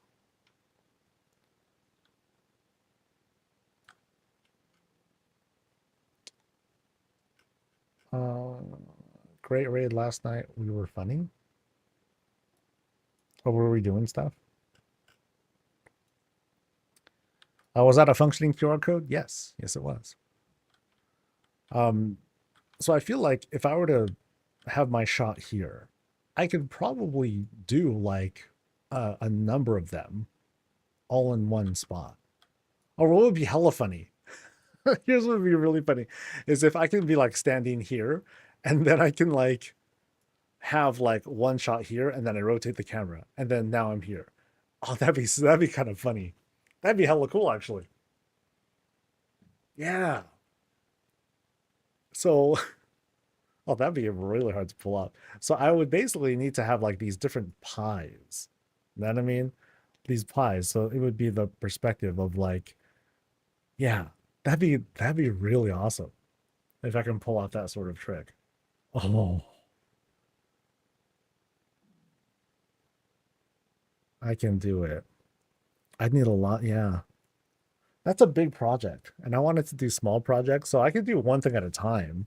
You know, I can, if I tell myself I do it like that, then that could be doable.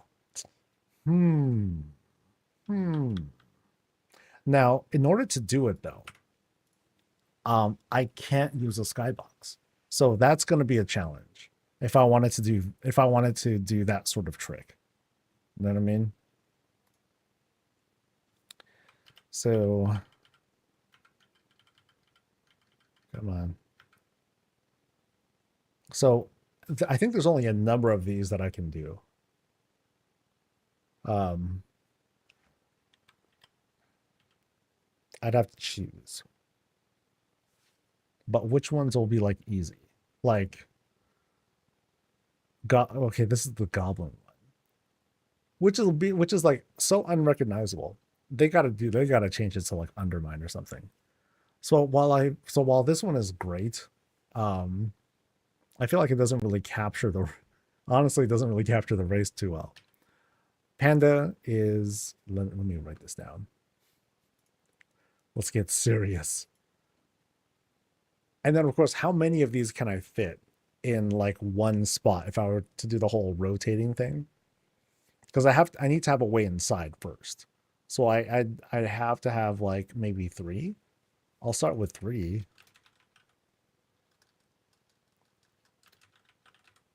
And then we'll go from there.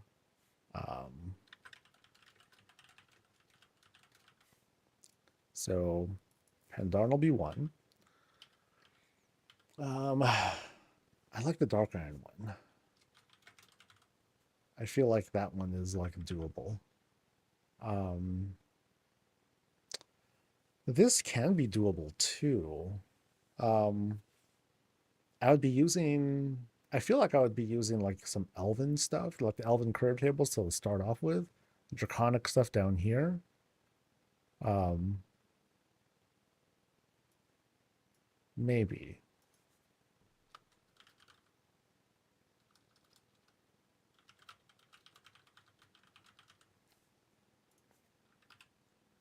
Uh, Night Elf seems easy. Shit, now my list is getting big. Crap.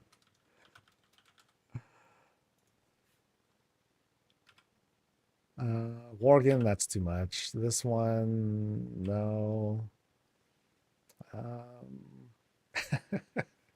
I'm just imagining a whole crap ton of like moon wells that are facing down, moon wells and food um, from both directions because you can see like the particle effects that are coming up and raining down in the snow. That's kind of fun. Um, I'll put it down. I already have way too many, I think. Um, Demon Hunter, no.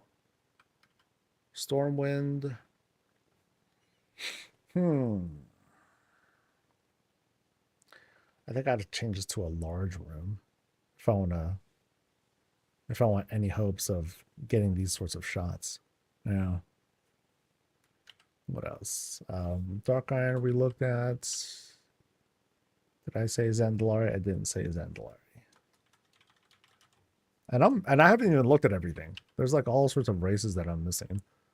Um,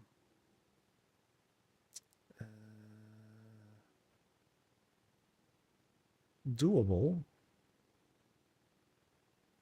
It's like that can be like that needs to have a spike coming out. But I feel like that would be like a chimney almost. Nah, maybe not that one.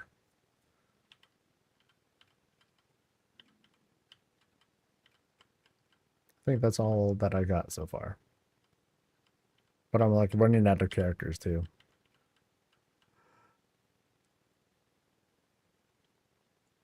Not really a gradient, but one of the remix torches changes direction if you flip it on the side.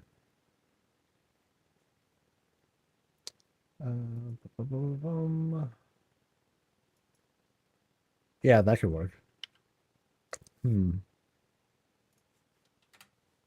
All right, so let me change this to a large room. Yeah, no difference between large octagonal and large room or large square. So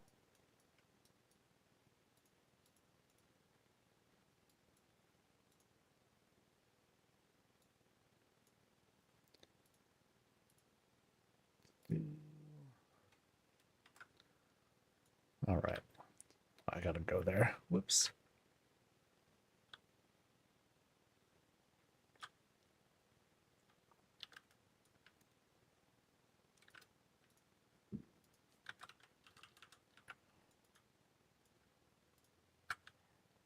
All right, center of the room is that. So this actually gives me a lot of room to work with. Now if I'm standing like this though. So like here's my character.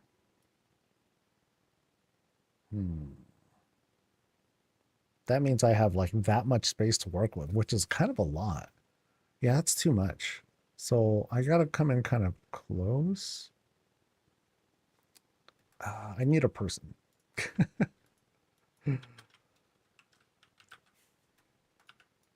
Hello, person. You are now my guinea pig. Actually, I'll leave that there.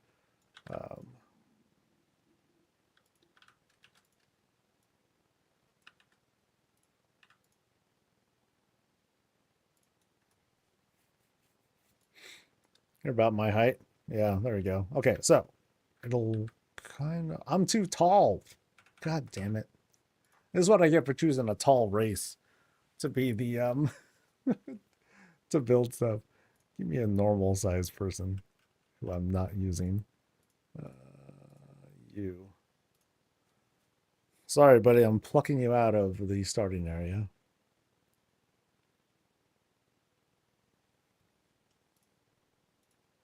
Hey, level 3, I unlock ritual sites. Go me.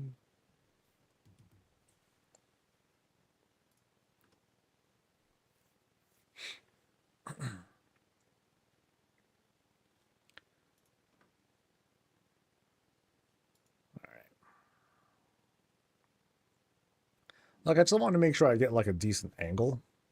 And I guess a blood elf would be like the best cameraman to use of sorts.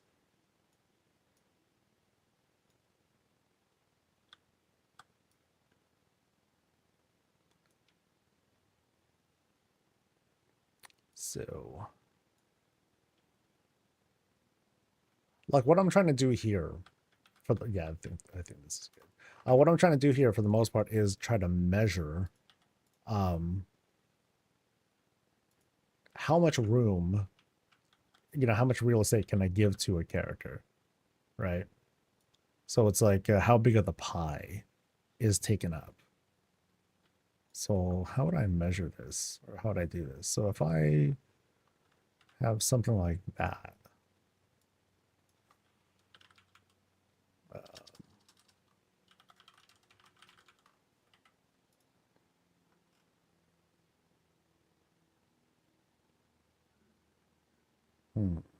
how, let's see.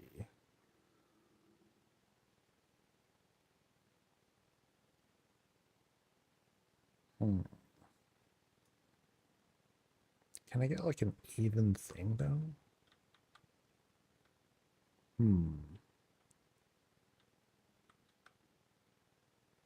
Yeah, let me try putting this here because it's going to be framed kind of like that. The roof already has pie slices. Yeah, I guess the way to do it then would be, because I don't need that much distance, right? So I can go like this maybe. Yeah, I think this will work. Yeah, that's smarter, buddy. Now, is that distance enough? Like, is this much real estate for things enough, or do I need more distance to put like small objects? Because that's kind of what is the that's kind of the question here. How much of this space do I want to use? So like here's like one flat area, and I have to go up this close in order to get that, but I think that's I don't feel like that's enough. Hmm. And I have to go all the way up there, and I don't think that works right. So I end up taking up a lot more space this way. So I might end up, I might only have the real estate to do like 3 of these. So like here's the entrance. I can't, I have to hide that or obscure it. You know, I'll like wall it up, and you got to go behind it or something like that. So 1, 2, 3, 3, basically.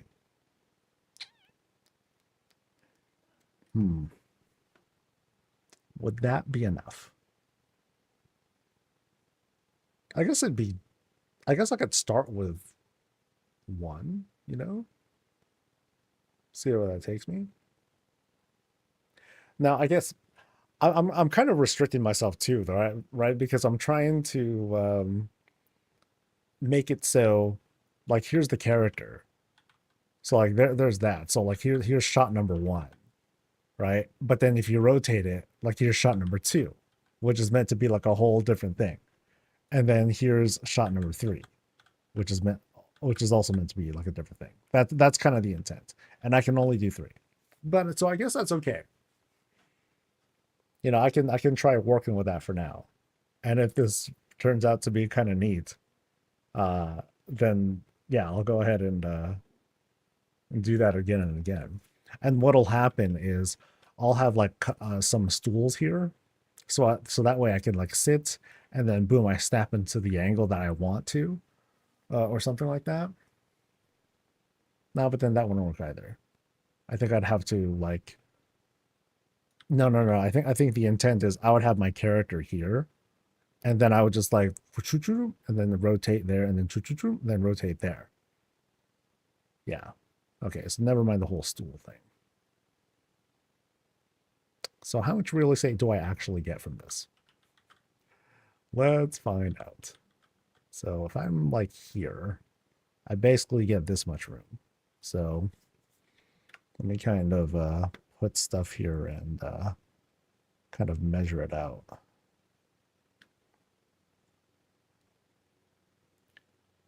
I guess that could be one way to do it.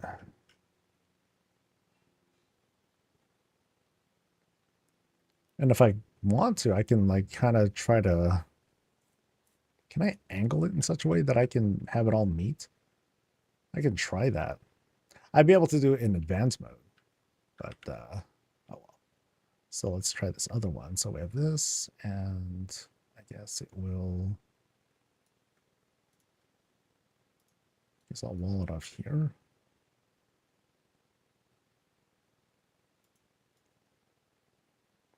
And here, I use, looks like this one.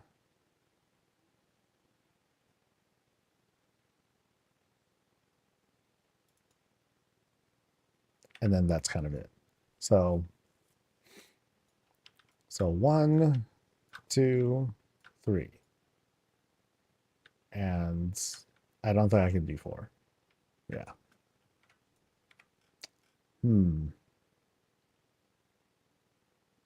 All right. I guess it would look cleaner aesthetically if I come in through here and then I do the splits off on this end instead of starting from the door. Crap. So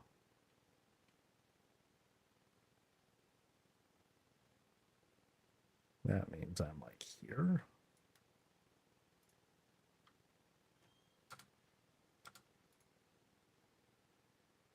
That's going to go there instead.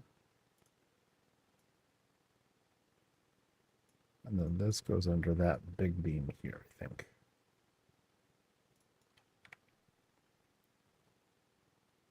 Yeah, okay.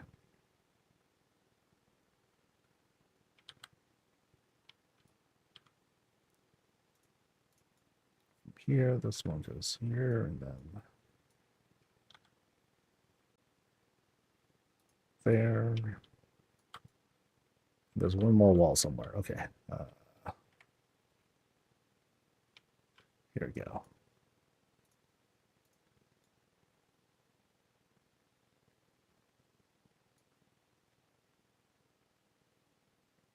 Okay, does that measure out right?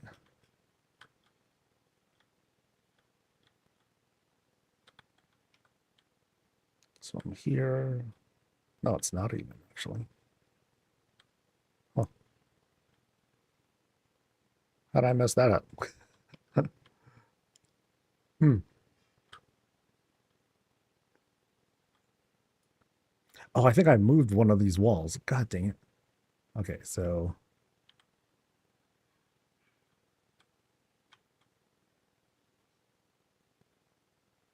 Dang it, I wanted it to be like nice and even and... Oh well.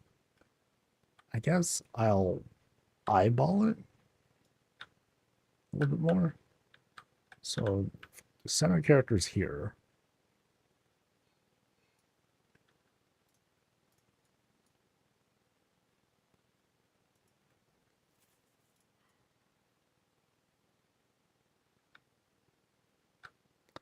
I mean, I think what I should be using are like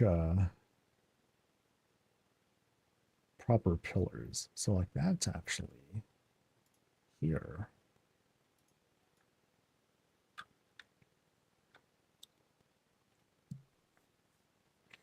Yeah, that feels like plenty of stage room, I think. But also, this is going to bite me in the ass, I think. I mean, I think what I'll do is I'll start with the one character. You know, so I'll start with like the one view, and I got plenty of space to work with. Chances are pretty good I'll only use like a fraction of it, depending on the sort of stage that I use and the distance that I need. And then from that, then that will, yeah, I shouldn't try to pre-measure, I don't think. Because I think I do have plenty of room for 3 spaces anyway, at least, and 3 is good. 3 is good. Yeah. Yeah. This will be fun. I do have, let's see, what kind of stuff do I need though? I think I do have a good bit of like Dilnean walls, I think. 70? Yeah, that's good. So, which should I start off with though? Pandoran, Dark Iron,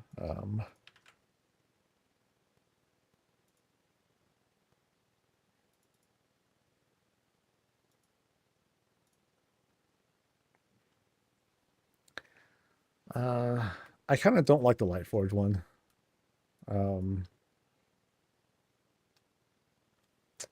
Let's see. Death Knight, no. Which one will you start with as you walk in to catch the eye? Well, it's going to have like this very obvious like behind the scenes stage look. So when we first walk in, this is going to be like empty, right? Like this whole, like this curve here, there's going to be like kind of nothing here. If I wanted to immerse myself and make it into like, oh, this looks like a sound stage or something like that, I could do that. But that's not, I think that's for later. It's mostly going to be like these 3 pies, 1, 2, 3, basically. And it'll have like those whole stages set up. Are we showcasing PTR items today? I don't know. Are there things to... was there a build?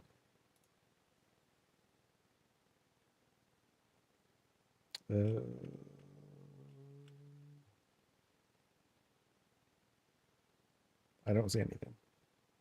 I do plan on housing coverage for the 1207. You know, I'm just going to do an overview of all the things that are happening with like decor and lighting, how that works and whatnot. But there's no build today that I see. What about Earth and Raharia? I don't know. I don't have any. Do I have starting things for them? Let me look.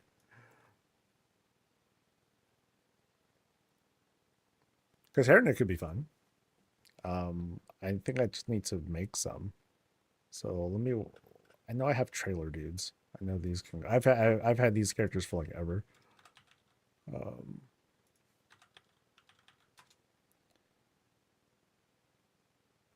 Well, actually, how many trailer characters do I have?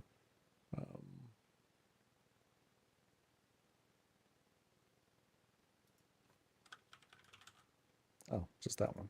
Huh. I finally deleted all my trailer characters. But then I also have a whole bunch of like random Volpira for realm hopping when I'm buying stuff.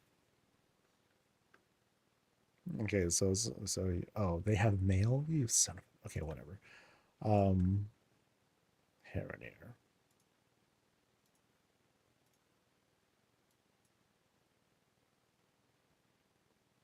Ooh, that's pretty. Wow. Hmm. It's doable. Maybe. I mean, these are big branches. So I'll have to play with like trellises, I think. Trellises, ivies. I know that stone, that one shouldn't be so bad. The lighting might be a little tough, but that could be doable. Yeah. All these random, yeah, that's what I do.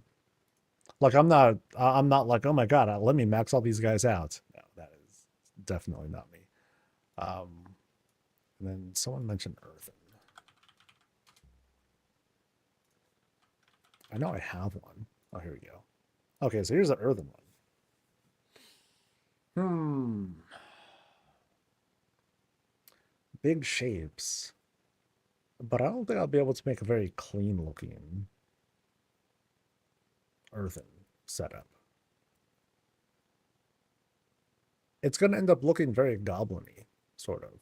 But some very cool shapes happening though. Very blocky. But I think that's I think that's the big challenge. Um, so yeah, I don't know about earthen. What other characters did I not make to at least see? I don't have a. Oh, I haven't even unlocked Kultiran. Well, that's a problem. What about Nightborn? Let's see what Nightborn are like. Um, hmm. Leaves, purple trees, purple buildings, though.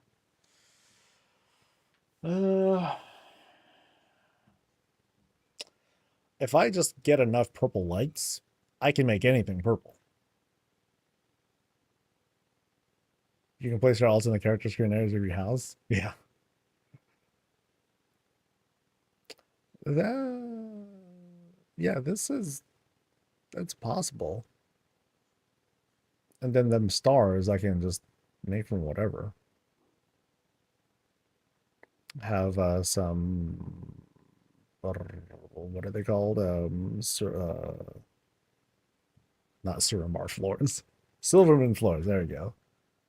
Silverman floors, lots of purple lights. The color won't be right, but best I could hope for. But then there's also the contrast of the orange lights too. So that can help. That's not bad. What other races could we possibly try?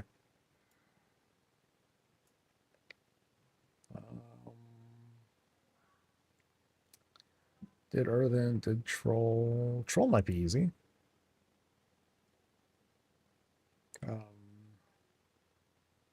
What about High Mountain Torrent, actually?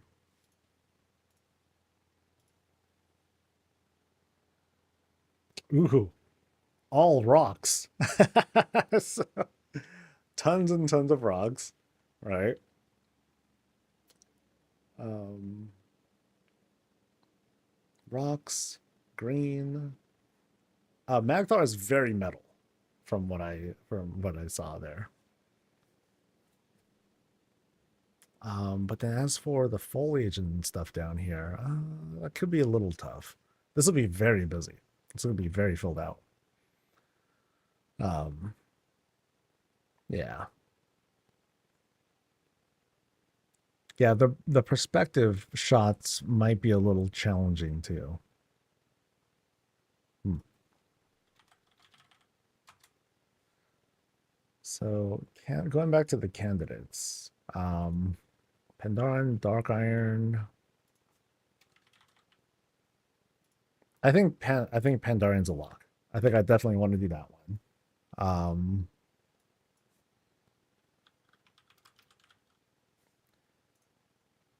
Dark Iron feels tough, but I think I might want to try it. It's just a lot of Gilnean walls and stuff, and some shaman stuff. Night Elf. Okay, that's not Night Elf. So okay, here we go. Night Elf. This is doable, I think. Just make one move. Just make one. Oh, I don't have the arch. Oh man. There's some things that I see so many of. I'm like, oh man, I need to be exalted with like the damn Council of Exarchs faction from WoD. Oh, that's gonna be forever. So this one I'd like to do, but I don't know if I need to get the arch. I don't remember how to get this because I forget. I totally forget. And then there's Zandalari.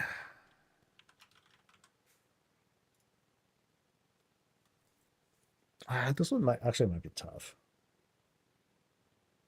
Well, actually, if I can get like these upper shapes here, then I'd be fine.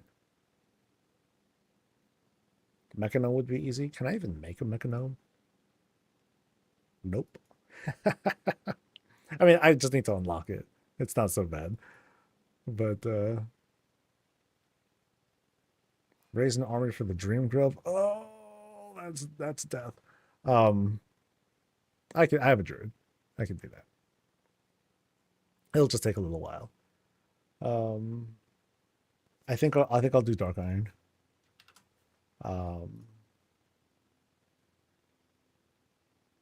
Night Elf or Zandalari. I mean, I'm not gonna kit bash the arch. The arch is just too, easy to get. Okay, where is? Come on,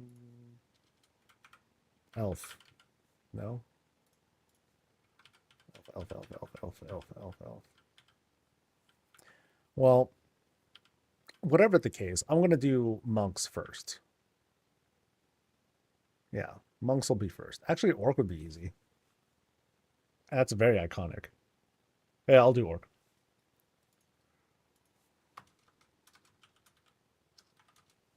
Because I mean, come on, just give me some dark scry, give me some gradients. I'll add some like shaman lightning stuff, some fire rocks to stand on. Good to go. Boom.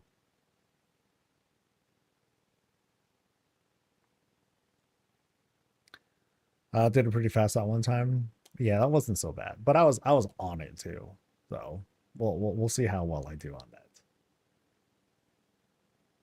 Got any time walking tokens built up? Oh yeah, that's smart. That is smart. But then I gotta wait for like the right time walking, right? Because didn't we just go through WoD time walking recently? I think. Yeah. Well, that's a smart play. I had not thought of time walking. I don't really do time walking, so that's kind of a struggle for me too. But it would be a way to do it. You know what I mean? So that'd be smart. Whatever the case, though, we're going to wrap things up for today. A big thanks to Alacrity Guild once again for letting us visit their place. Much appreciated. If you know of anyone or if you yourself are interested in group signups, feel free to reach me over on DMs. We'll start talking. takes a little bit of a process to get all that stuff together. The turn time is a bit slower than it is for individual visits, but of course, you know, if you want to sign up on your own, you're more than free to whenever the queues are available. That's every Tuesday at 10 a.m. Pacific. We'll see what kind of news is happening. Because let's see, it's past 10. I want to see if there happens to be a trading post thing just in case. Come on, browser, do your thing. Nope.